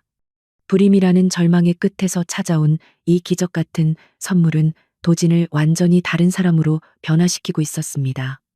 그 시각 조 여사의 저택에서는 은밀한 대화가 오가고 있었는데 그녀는 신복에게 도진의 집 주변을 감시하라고 지시하고 있었습니다. 그녀는 도진이 묘하게 달라진 분위기를 감지했고 여자의 직감으로 무언가 숨기고 있다는 것을 눈치챘기 때문입니다. 폭풍 전야의 고요함처럼 평창동의 두 저택 사이에는 보이지 않는 긴장감이 흐르고 있었고 도진과 수연 그리고 쌍둥이의 운명은 살얼음판 위를 걷는 듯 위태로워 보였습니다. 강도진의 서재는 마치 폭풍이 휩쓸고 지나간 자리처럼 적막감이 감돌고 있었지만 그 고요함 속에는 언제 터질지 모르는 시한폭탄과 같은 팽팽한 긴장이 숨어 있었습니다. 강 실장은 식은땀을 흘리며 서류 가방에서 두꺼운 파일철 하나를 꺼내 도진의 책상 위에 올려놓았는데 그 소리가 마치 천둥 소리처럼 크게 울렸습니다. 그것은 도진이 지시했던 계모 조 여사와 5년 전 수수를 집도했던 주치에 관해 금융거래 내역과 통화 기록을 낱낱이 파헤친 비밀 보고서였습니다. 도진은 떨리는 손으로 파일을 펼쳤고 첫 페이지에 적힌 주치의의 도박빚 상환 내역을 보는 순간 그의 눈동자는 분노로 붉게 타오르기 시작했습니다. 보고서에 따르면 주치의는 강도진에게 불임 판정을 내린 바로 다음 날 마카오 원정 도박으로 생긴 수십억 원의 빚을 일시불로 상환했으며 그 자금의 출처는 조 여사가 소유한 페이퍼 컴퍼니였습니다. 이것은 단순한 의료 과실이나 오진이 아니라 한울그룹의 후계자를 영원히 제거하기 위해 계모와 의사가 결탁하여 꾸민 치밀하고도 끔찍한 사기극이었음이 만천하에 드러나는 순간이었습니다. 도진은 자신이 지난 5년 동안 믿어왔던 신체적 결함이 사실은 권력에 눈이 먼 자들이 씌운 거짓된 멍해였다는 사실에 치를 떨며 짐승 같은 신음소리를 토해냈습니다. 그는 책상 위에 놓인 크리스털 문진을 집어들어 벽을 향해 힘껏 던졌고 쾅하는 굉음과 함께 벽에 걸려있던 조 여사의 초상화 유리가 산산조각이 나며 바닥으로 쏟아졌습니다. 파편이 튀어 도진의 손등을 스치고 지나갔지만 그는 고통조차 느끼지 못한 채 거친 숨을 몰아쉬며 핏발 선눈으로 깨진 액자를 노려보았습니다. 자신을 식물인간으로 만들려다 실패하자 이제는 남성으로서의 기능마저 거세하여 사회적으로 매장시키려 했던 계모의 악랄함에 소름이 끼쳤습니다. 도진은 피가 흐르는 주먹을 꽉 쥐며 반드시 이 대가를 피눈물로 갚게 해주겠다고 뼈에 새기는 심정으로 다짐했습니다. 강 실장은 격분한 도진을 말리지 못하고 고개를 숙인 채 서 있었는데 그 역시 이 추악한 진실 앞에 할 말을 잃었기 때문이었습니다. 도진은 겨우 이성을 되찾고 의자에 주저앉아 담배를 꺼내 물었는데 손이 심하게 떨려 라이터를 켜는 것조차 쉽지 않았습니다. 그는 깊게 연기를 들이마시며 머릿속을 정리하기 시작했는데 이제 남은 의문은 단 하나, 바로 이수연이 왜 자신을 떠났는지에 대한 진실이었습니다. 만약 자신의 몸 상태가 거짓이었다면 수연이 돈을 받고 떠났다는 그날의 이야기 역시 조작되었을 가능성이 농후했기 때문입니다. 도진은 강 실장에게 당장 나가보라고 손짓한 뒤 홀로 서재에 남아 생각에 잠겼는데 문득 수연이 가져온 낡은 여행 가방이 떠올랐습니다. 그녀가 5년간의 도피 생활 동안 간직해온 물건 속에 진실의 실마리가 있을지도 모른다는 직감이 강하게 뇌리를 스쳤습니다. 도진은 자리에서 일어나 조심스럽게 서재를 빠져나왔고 복도는 아이들의 웃음소리가 사라진 채 고요했습니다. 수연은 주방에서 저녁 준비를 하느라 분주했고 아이들은 거실에서 TV 만화 영화에 빠져 있었기에 지금이 기회였습니다. 도진은 도둑 고양이처럼 살금살금 게스트룸으로 들어갔고 방 안에서는 수연 특유의 라벤더 비누 향기가 은은하게 배어 있어 잠시 아찔함을 느꼈습니다. 방 한구석에는 그녀가 가져온 낡고 해진 여행 가방이 놓여 있었는데 지퍼가 고장 나반쯤 열려 있었습니다. 도진은 죄책감을 느꼈지만 진실을 확인하고 싶은 욕망이 더 컸기에 떨리는 손으로 가방을 열어젖혔습니다. 가방 안에는 아이들의 해진 내복과 수연의 낡은 옷까지 몇 벌이 전부였고 그 궁핍한 살림살이는 도진의 가슴을 또 한 번 후벼 팠습니다. 옷가지 밑을 뒤적이던 도진의 손끝에 딱딱한 물체가 닿았고 꺼내보니 표지가 너덜너덜해진 낡은 스프링노트 한 권이었습니다. 그것은 수연이 대학 시절부터 습관처럼 써오던 일기장이었는데 도진은 침을 꼴깍 삼키며 노트의 중간 부분을 펼쳤습니다. 날짜는 정확히 5년 전 도진이 교통사고를 당해 사경을 헤매던 그 시기였고 잉크 자국이 번진 글씨들은 수연이 흘린 눈물의 흔적을 고스란히 담고 있었습니다. X월 X일. 하늘이 무너지는 것 같다. 도진 씨가 깨어날 가망이 없다고 한다. 조 여사님이 찾아왔다. 뱃속의 아이를 지우고 한국을 떠나지 않으면 도진 씨의 산소 호흡기를 떼어버리겠다고 했다. 내가 곁에 있는 것이 그에게 불행이라니. 살리기 위해서 떠나야 한다. 도진 씨 미안해. 정말 미안해. 일기장의 내용을 읽어내려가는 도진의 손이 사시나무 떨듯 격렬하게 떨리기 시작했고 시야는 순식간에 눈물로 뿌옇게 흐려졌습니다. 수연은 돈 때문에 그를 버린 것이 아니라 그의 목숨을 살리기 위해 자신의 인생과 사랑을 송두리째 희생하고 쫓겨난 것이었습니다. 조 여사는 의식불명 상태인 도진을 볼모로 잡아 임신한 수연을 협박했고 수연은 사랑하는 남자를 살리기 위해 뱃속의 아이들을 안고 낯선 땅으로 도망칠 수밖에 없었던 것입니다. 도진은 일기장을 가슴에 품고 바닥에 주저앉아 소리 없는 오열을 토해냈는데 가슴이 찢어지는 듯한 통증이 밀려왔습니다. 그는 지난 5년간 수연을 원망하고 증오하며 보냈던 시간들이 얼마나 어리석고 잔인했는지 깨닫고 자신을 죽여버리고 싶은 자괴감에 시달렸습니다. 수연은 그 모진 세월 동안 홀로 쌍둥이를 낳아 키우며 도진에 대한 그리움과 죄책감을 견뎌냈을 텐데 정작 자신은 그녀에게 창녀 취급을 하며 모욕을 주었던 것입니다. 일기장의 뒷부분에는 아이들이 태어난 날의 기록이 적혀 있었는데 하늘이와 바다, 도진 씨를 쏙 빼닮았다. 이 아이들을 볼 때마다 그가 사무치게 그립다. 언젠가 먼 훗날이라도 아이들에게 아빠를 보여줄 수 있을까? 라는 구절에서 도진은 결국 참았던 울음을 터뜨리고 말았습니다. 방 밖으로 새어나갈까봐 입을 틀어막고 울었지만 터져나오는 비통함은 막을 길이 없었습니다. 그는 바닥을 주먹으로 치며 수연의 이름을 속으로 수천 번 불렀습니다. 한참을 울고 난 뒤 도진은 비틀거리며 자리에서 일어났고 거울 속에 비친 자신의 얼굴은 엉망이었지만 눈빛만은 그 어느 때보다 단단하게 굳어 있었습니다.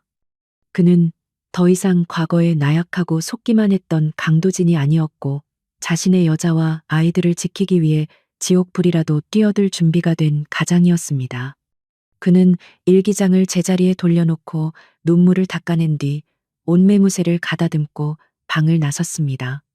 주방으로 내려가니 수연이 식탁을 차리고 있었고 맛있는 찌개 냄새가 진동하고 있었지만 도진에게는 그 평범한 풍경이 기적처럼 소중하게 느껴졌습니다.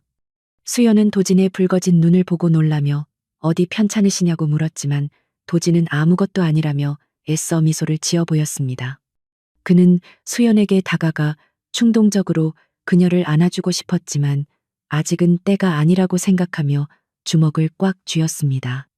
조 여사를 완벽하게 무너뜨리기 전까지는 이 모든 진실을 가슴에 묻어두어야만 그들을 안전하게 지킬 수 있었기 때문입니다. 저녁 식사 시간 도진은 평소와 달리 아이들의 밥 위에 반찬을 올려주며 다정하게 말을 걸었고 수연은 그런 도진의 변화가 낯설면서도 설레었습니다. 하늘이는 아저씨 눈이 토끼처럼 빨갛다고 놀려댔고 바다는 아저씨 울었냐고 순진하게 물어 도진을 당황하게 만들었습니다. 도진은 먼지가 들어가서 그렇다고 둘러대며 아이들의 머리를 쓰다듬었는데 그 손길에는 전에는 없던 깊은 애정과 회한이 담겨 있었습니다. 식사를 마친 후 도진은 서재로 돌아와 강 실장에게 전화를 걸어 본격적인 반격을 준비하라고 지시했습니다. 그는 조 여사의 비자금 장부를 확보하고 주주총회를 소집하여 그녀의 해임안을 상정할 계획을 세웠습니다. 또한 5년 전 수연을 협박했던 당시의 녹취록이나 증인을 찾기 위해 사설 탐정을 고용하라고 명령했습니다. 이제 강도진의 시계는 복수의 카운트다운을 향해 빠르게 돌아가기 시작했습니다. 그날 밤 아이들이 잠든 후 수연은 거실에 나와 빨래를 개고 있었는데 도진이 와인 2잔을 들고 다가왔습니다. 수연은 당황하여 자리에서 일어나려 했지만 도진은 앉으라고 손짓하며 맞은편 소파에 앉았습니다. 그는 수연에게 와인잔을 건네며 그동안 고생 많았다는 말을 건넸는데 그 짧은 한마디에 담긴 진심의 무게가 수연의 가슴을 울렸습니다. 수연은 와인잔을 든 손을 떨며 도진을 바라보았는데 그의 눈빛이 예전에 다정했던 눈빛으로 돌아와 있는 것 같아 가슴이 뛰었습니다. 도진은 와인을 한 모금 마시고 창밖의 설경을 바라보며 나지막한 목소리로 만약 5년 전으로 돌아간다면 우리는 다른 선택을 했을까? 라고 혼잣말처럼 물었습니다. 수연은 가슴이 철렁 내려앉았지만 애써 담담하게 그때는 어쩔 수 없는 선택이었다고 대답했습니다. 도진은 씁쓸한 미소를 지으며 그렇겠지. 하지만 이제부터라도 다른 선택을 할 수는 있을 거야 라는 의미심장한 말을 남겼습니다. 그때 현관의 인터폰이 울리며 불청객의 방문을 알렸고 모니터에는 예고도 없이 찾아온 조 여사의 모습이 잡혔습니다. 도진의 표정은 순식간에 차갑게 굳어졌고 수연은 공포에 질려 와인잔을 떨어뜨릴 뻔했습니다. 조 여사는 도진이 연락을 피하자 직접 단판을 짓기 위해 들이닥친 것이 분명했고 그녀가 아이들을 보게 된다면 무슨 사단이 날지 알 수 없는 상황이었습니다. 도진은 수연에게 눈짓으로 빨리 아이들과 함께 방으로 들어가 문을 잠그라고 신호를 보냈습니다. 수연은 허둥지둥 빨래를 챙겨들고 2층으로 뛰어 올라갔고 도진은 심호흡을 하며 흐트러진 옷매무새를 고치고 현관으로 향했습니다. 그는 지금부터 시작될 연극이 자신의 인생에서 가장 중요한 연기가 될 것임을 직감했습니다.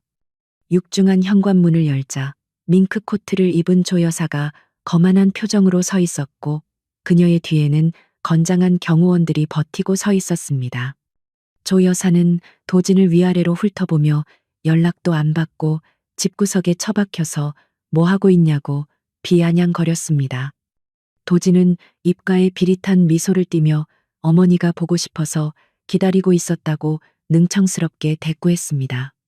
조 여사는 도진의 낯선 태도에 미간을 찌푸리며 집 안으로 들어서려 했지만 도진은 문틀을 잡고 그녀의 앞을 가로막았습니다. 그는 지금 중요한 손님이 와 계셔서 드리기 곤란하다고 말했고 조 여사의 눈은 의심으로 번들거렸습니다. 손님이라니 여자가 생긴 거냐며 조 여사가 코웃음을 쳤고 도진은 그렇다고 순순히 인정하며 그녀를 더욱 혼란스럽게 만들었습니다. 조 여사는 도진을 밀치고 안으로 들어가려 했고 도진은 그녀의 팔을 꽉 잡으며 낮은 목소리로 경고했습니다. 내 사생활까지 간섭하실 권리는 없지 않습니까? 어머니라는 말에는 살기가 서려 있었고 조 여사는 흠칫 놀라며 팔을 뺐습니다. 바로 그때 2층에서 바다가 잠에서 깨어 칭얼거리는 소리가 들려왔고 조 여사의 시선이 날카롭게 2층을 향했습니다. 아이 소리가 들리는데 설마 숨겨둔 자식이라도 있는 거냐며 그녀의 목소리가 높아졌습니다. 도진은 심장이 멎는 것 같았지만 태연한 척하며 조카들이 놀러왔다고 둘러댔습니다. 하지만 조 여사는 의심을 거두지 않고 기어이 확인하겠다며 계단 쪽으로 발걸음을 옮겼습니다. 도진은 더 이상 물러설 곳이 없다고 판단하고 주머니 속에 있던 휴대폰의 녹음 버튼을 눌렀습니다. 그는 조 여사의 앞을 막아서며 만약 한 발짝이라도 더 움직이시면 5년 전 주치의와 주고받았던 거래 내역을 검찰에 넘기겠다고 폭탄 선언을 했습니다.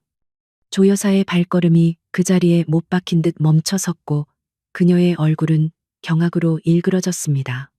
거실에는 숨막히는 침묵이 감돌았고 두 사람 사이에는 보이지 않는 스파크가 튀었습니다. 도진은 승기를 잡은 맹수처럼 여유로운 표정으로 조 여사를 내려다보았고 조 여사는 부들부들 떨며 도진을 노려보았습니다. 이제 가면은 벗겨졌고 진짜 전쟁이 시작되었습니다. 거실을 가득 메웠던 살벌한 냉기는 조 여사가 쫓겨나듯 현관문을 나서고 육중한 도어록이 잠기는 소리와 함께 비로소 잦아들기 시작했지만 강도진의 심장은 여전히 전속력으로 질주하고 있었습니다.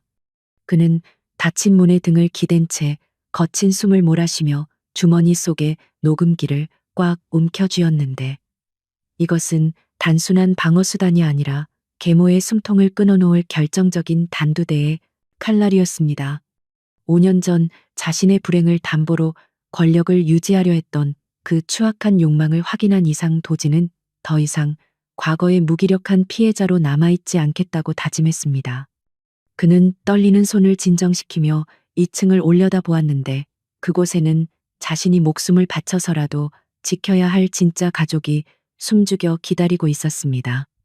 도진이 계단을 올라가 게스트룸 문을 열자 이불 속에 아이들을 숨기고 문 앞을 지키고 서 있던 이수연이 화들짝 놀라며 방어적인 자세를 취했습니다. 그녀의 눈동자는 공포로 흔들리고 있었고 얼굴은 백지장처럼 하얗게 질려 있었는데 조 여사의 등장이 그녀에게 얼마나 큰 트라우마인지 여실히 보여주고 있었습니다.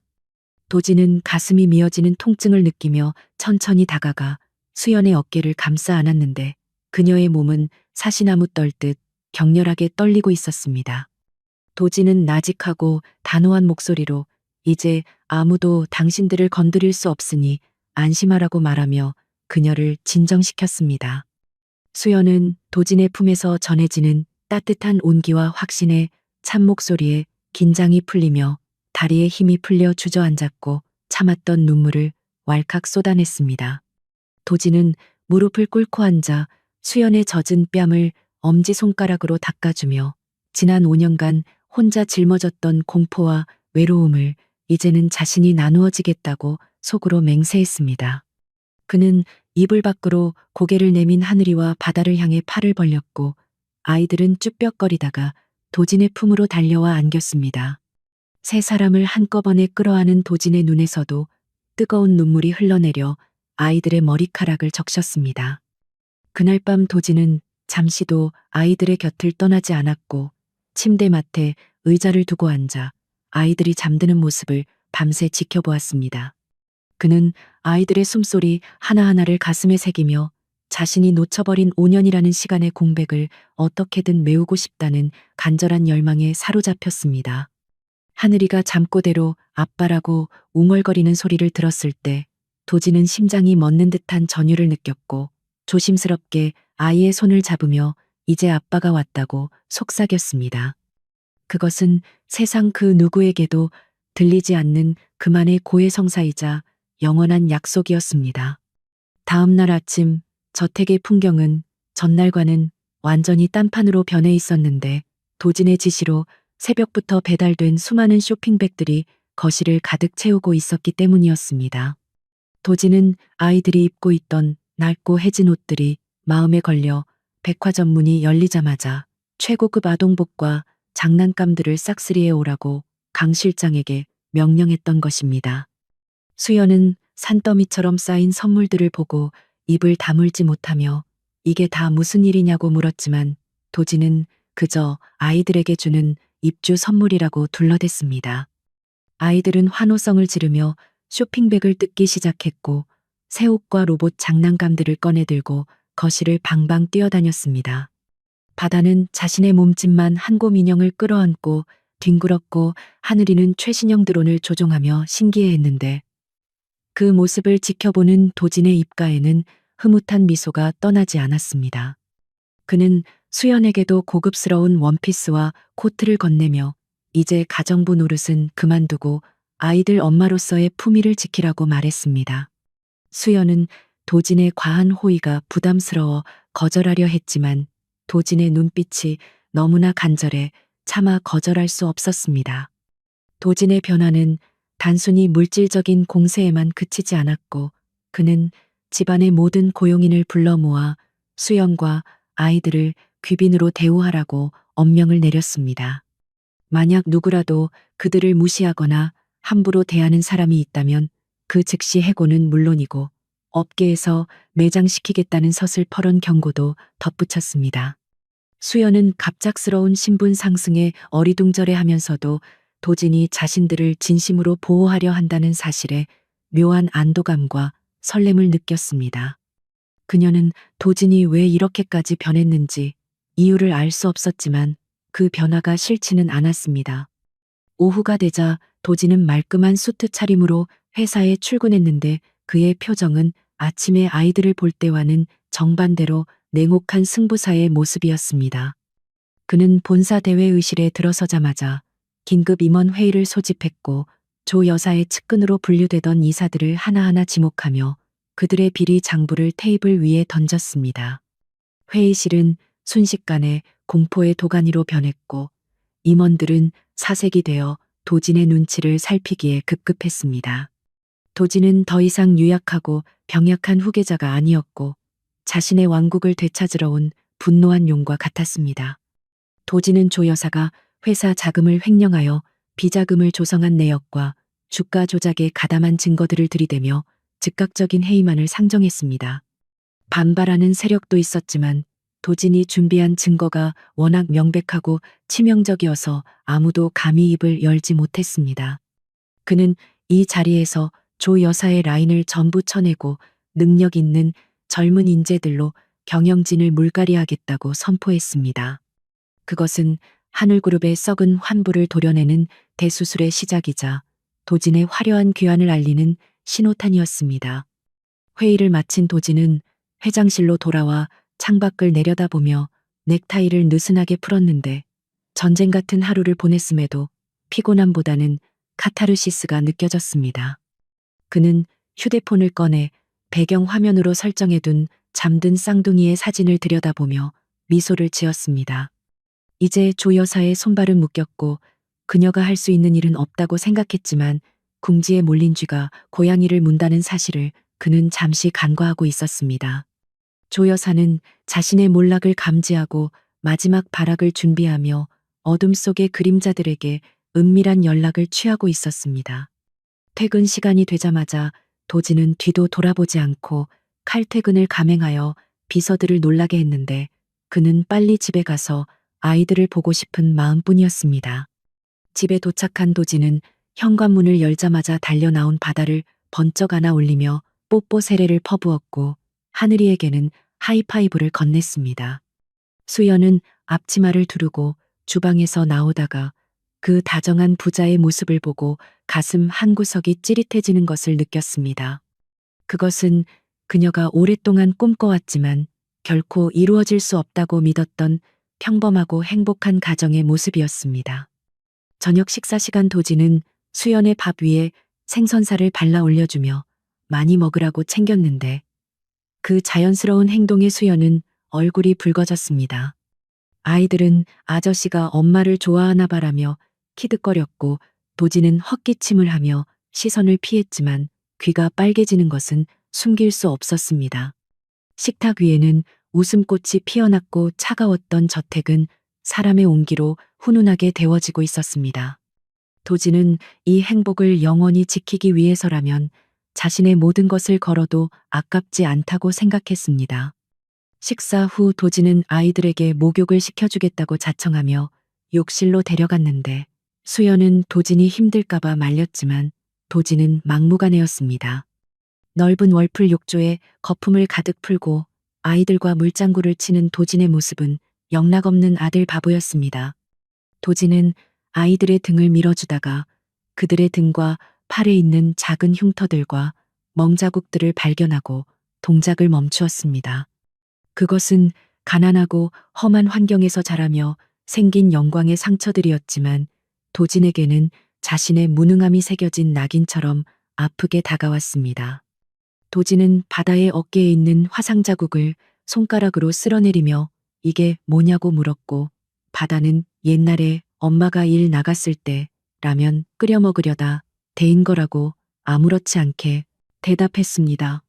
도진은 치밀어 오르는 눈물을 참기 위해 입술을 깨물었고 아이들을 꼭 끌어안으며 미안하다고 속삭였습니다. 그는 자신이 따뜻한 집에서 호의호식하는 동안 이 작은 아이들이 겪었을 고통을 상상하며 가슴이 찢어지는 듯 했습니다. 그는 다시는 너희들 몸에 상처 하나 생기지 않게 하겠다고 다짐하며 거품으로 아이들의 몸을 씻겨주었습니다. 욕실 문 밖에서 그 대화를 듣고 있던 수연은 입을 틀어막고 소리 없이 울었는데 도진의 진심이 닫혀있던 그녀의 마음의 문을 두드리고 있었기 때문입니다. 그녀는 도진이 단순히 죄책감 때문에 이러는 것이 아니라 아이들을 진정으로 사랑하고 있다는 것을 느낄 수 있었습니다. 하지만 그녀는 여전히 조 여사의 협박이 두려워 도진에게 모든 것을 털어놓지 못하고 있었고 이 행복이 신기루처럼 사라질까봐 불안했습니다. 그녀는 문고리를 잡고 망설이다가 결국 돌아서고 말았습니다. 목욕을 마친 아이들은 뽀송뽀송한 잠옷을 입고 도진의 침대 위를 뒹굴며 책을 읽어달라고 졸랐습니다. 도진은 동화책을 펼쳐들고 아이들에게 읽어주기 시작했는데 그의 낮고 부드러운 중저음 목소리는 아이들을 꿈나라로 안내하는 자장가 같았습니다. 하늘이는 도진의 팔을 베고 누워 아저씨가 진짜 우리 아빠였으면 좋겠다고 잠꼬대처럼 중얼거렸습니다. 도진은 책을 읽던 것을 멈추고 하늘이를 내려다보며 나도 그렇다고 마음속으로 대답했습니다. 아이들이 잠들자 도진은 조심스럽게 방을 나와 수연이 기다리고 있는 거실로 내려갔습니다.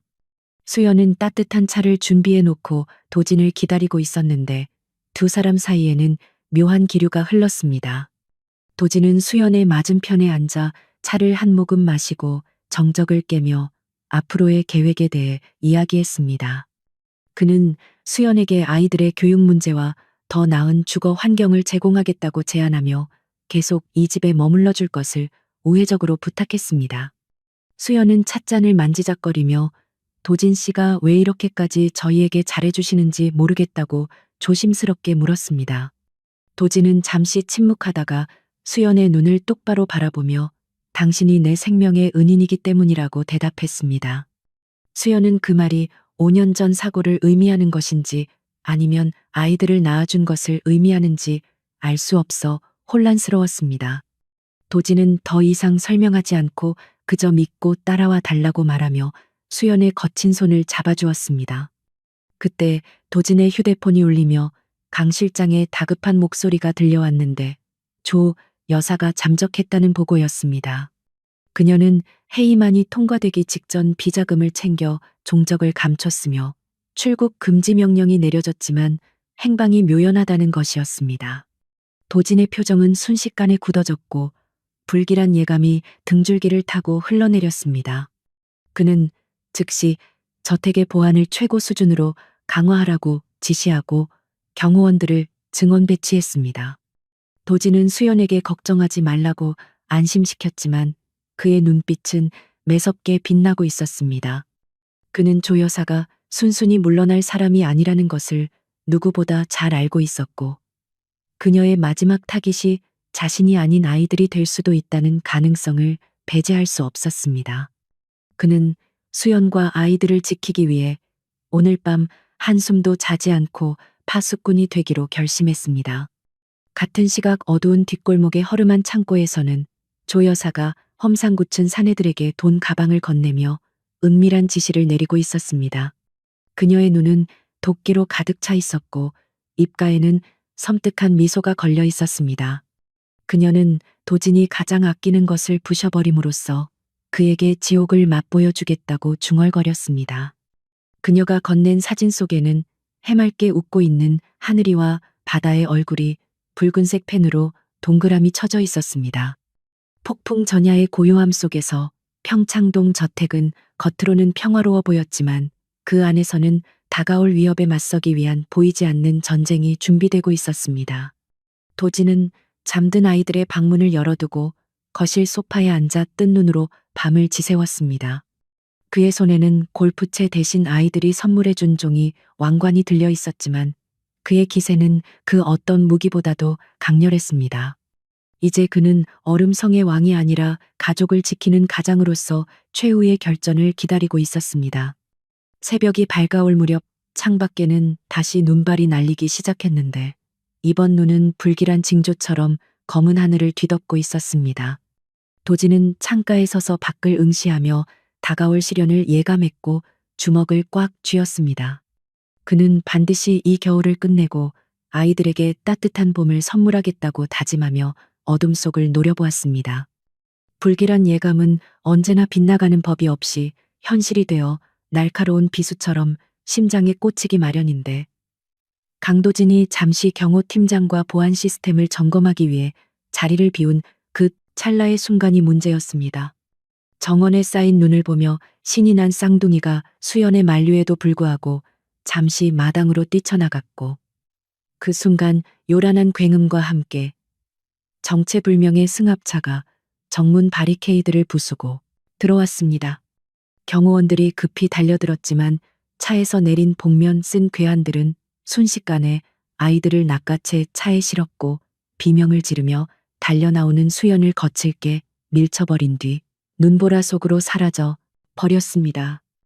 보안실 모니터로 그 끔찍한 광경을 목격한 도진은 짐승 같은 포효를 내지르며 밖으로 뛰쳐나갔지만 눈밭에 쓰러져 오열하고 있는 수연과 멀어지는 차량의 미등만이 그를 반길 뿐이었습니다.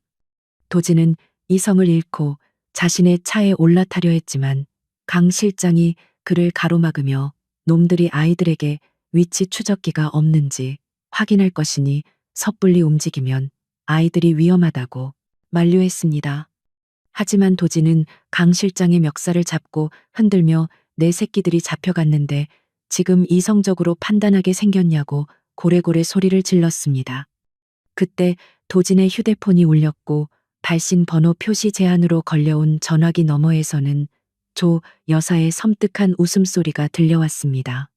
그녀는 아이들의 목숨을 담보로 도진에게 혼자서 지정된 장소로 나오라고 협박했고 만약 경찰을 부르거나 허튼 수작을 부리면 아이들의 안전은 장담할 수 없다고 경고했습니다.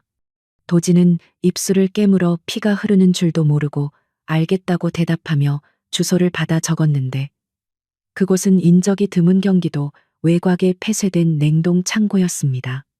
도진은 수연을 차에 태우고 미친 듯이 엑셀러레이터를 밟았는데 눈 덮인 도로는 빙판길이나 다름없었지만 그의 머릿속에는 오직 아이들을 구해야 한다는 일념뿐이었습니다.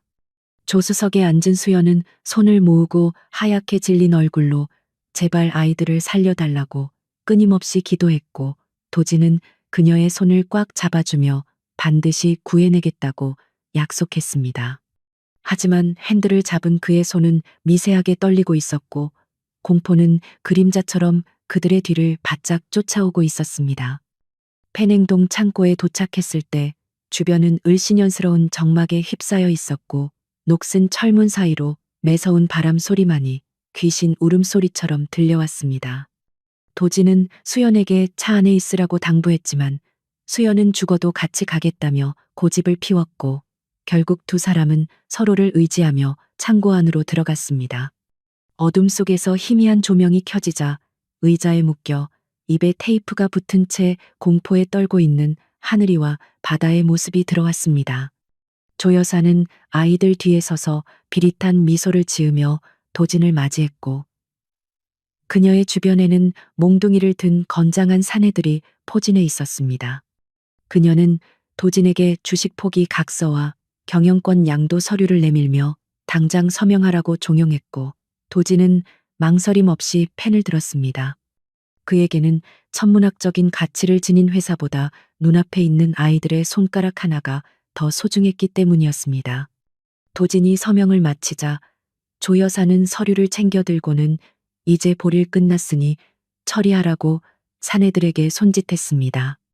약속이 다르지 않냐고 도진이 소리쳤지만 조 여사는 깔깔거리며 내가 언제 너희를 살려보내준다고 했냐고 비열하게 응수했습니다. 사내들이 쇠파이프를 들고 다가오자 도진은 본능적으로 수연과 아이들을 등 뒤로 감싸며 맨몸으로 그들을 막아섰습니다. 그는 평생 펜대만 굴리며 살아온 재벌 회장이었지만 가족을 지키려는 가장의 본능은 그를 성난 사자처럼 만들었고 달려드는 사내의 주먹을 피하며 필사적으로 저항했습니다. 하지만 수적 열세를 극복하기에는 역부족이었고 사내들의 무자비한 폭행에 도진은 점차 바닥으로 밀려나기 시작했습니다. 그때 한 사내가 수영과 아이들 쪽으로 다가가 위협을 가하자 하늘이가 용기를 내어 사내의 다리를 깨물었고 사내는 비명을 지르며 아이를 향해 쇠파이프를 높이 치켜들었습니다. 그 절체절명의 순간 도진은 온몸을 날려 하늘이를 감싸 안았고 둔탁한 타격음과 함께 그의 머리에서 붉은 피가 솟구쳐 올라 하얀 눈바닥을 적셨습니다. 아빠라고 비명을 지르는 하늘이의 목소리가 창고 안에 울려 퍼졌고 도진은 흐릿해지는 의식 속에서도 아이를 품에서 놓지 않고 괜찮냐고 물었습니다.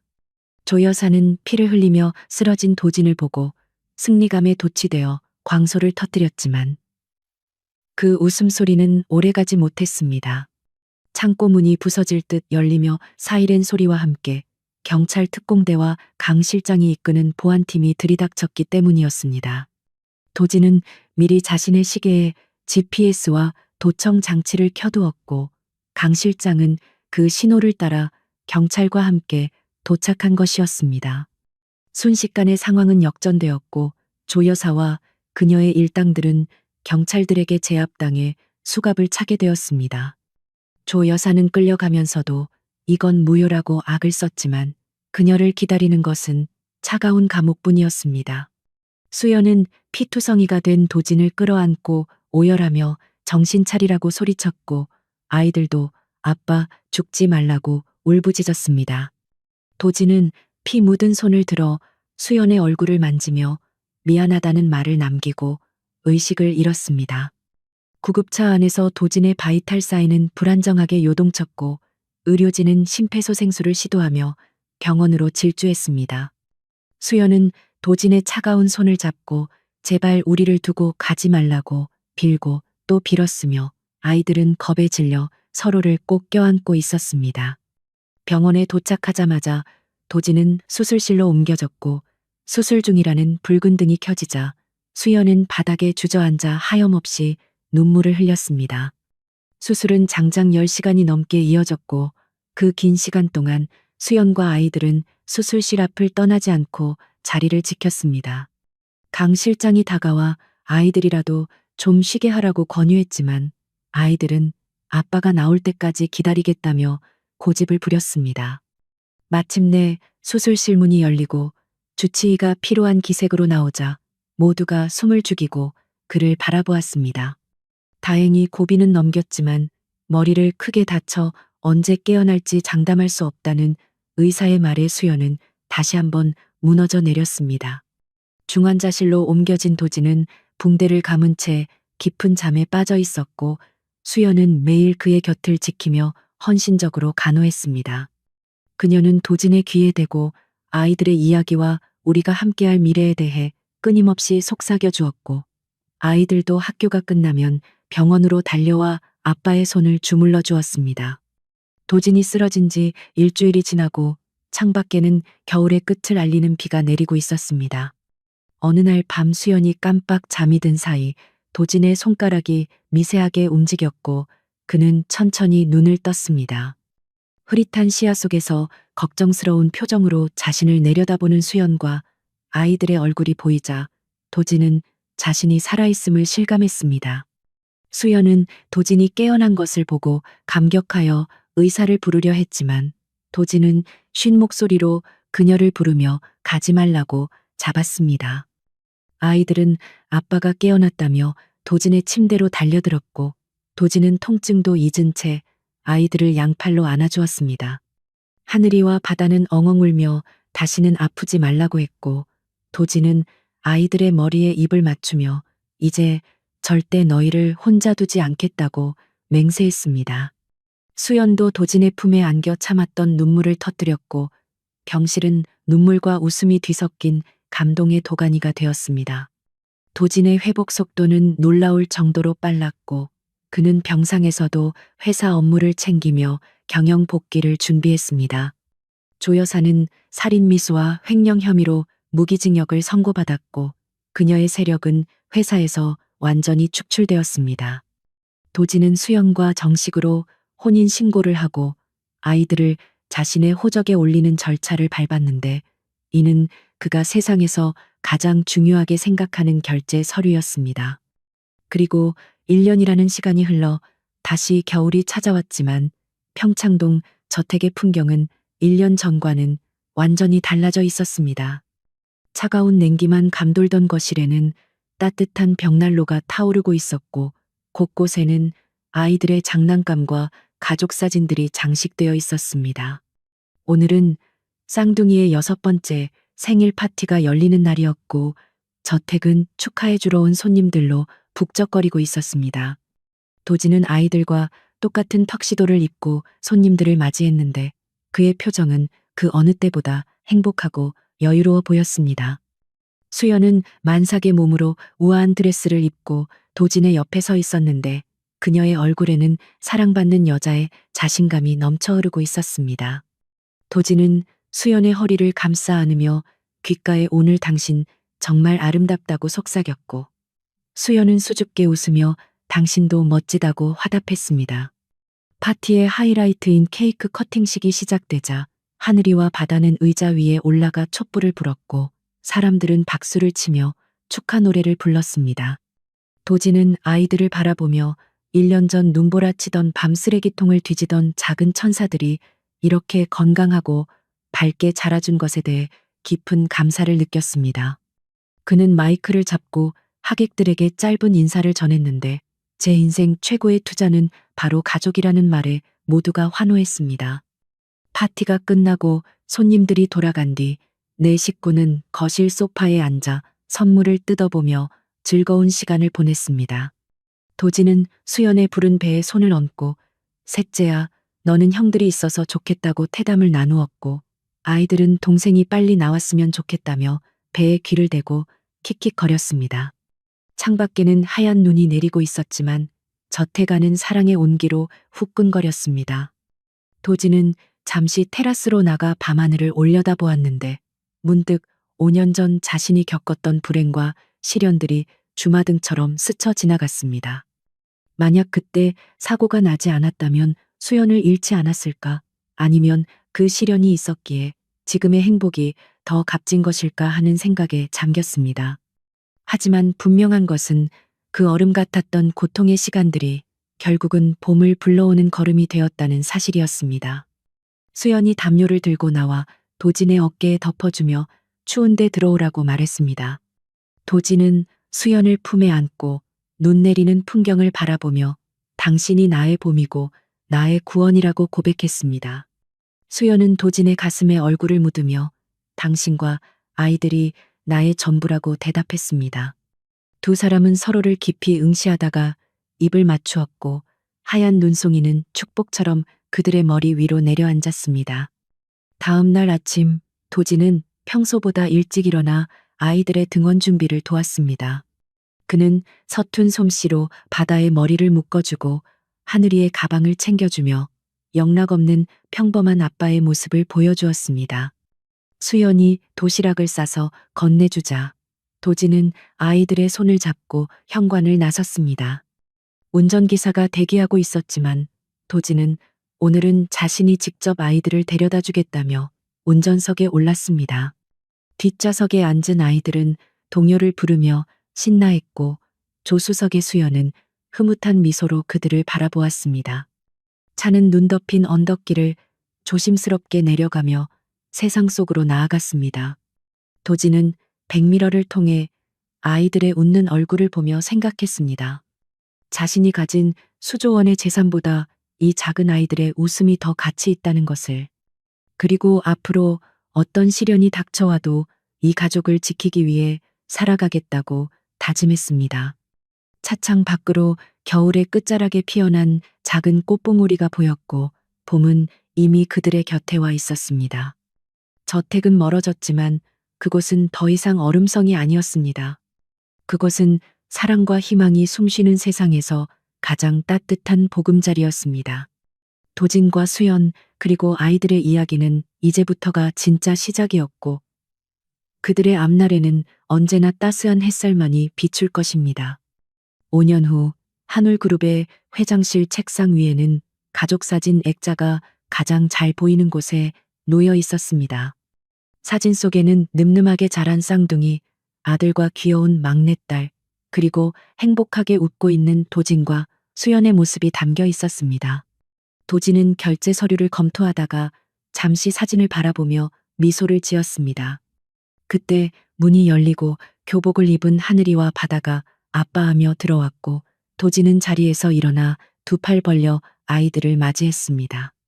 잃어버렸던 봄을 되찾은 남자의 얼굴은 더없이 평온하고 행복해 보였습니다.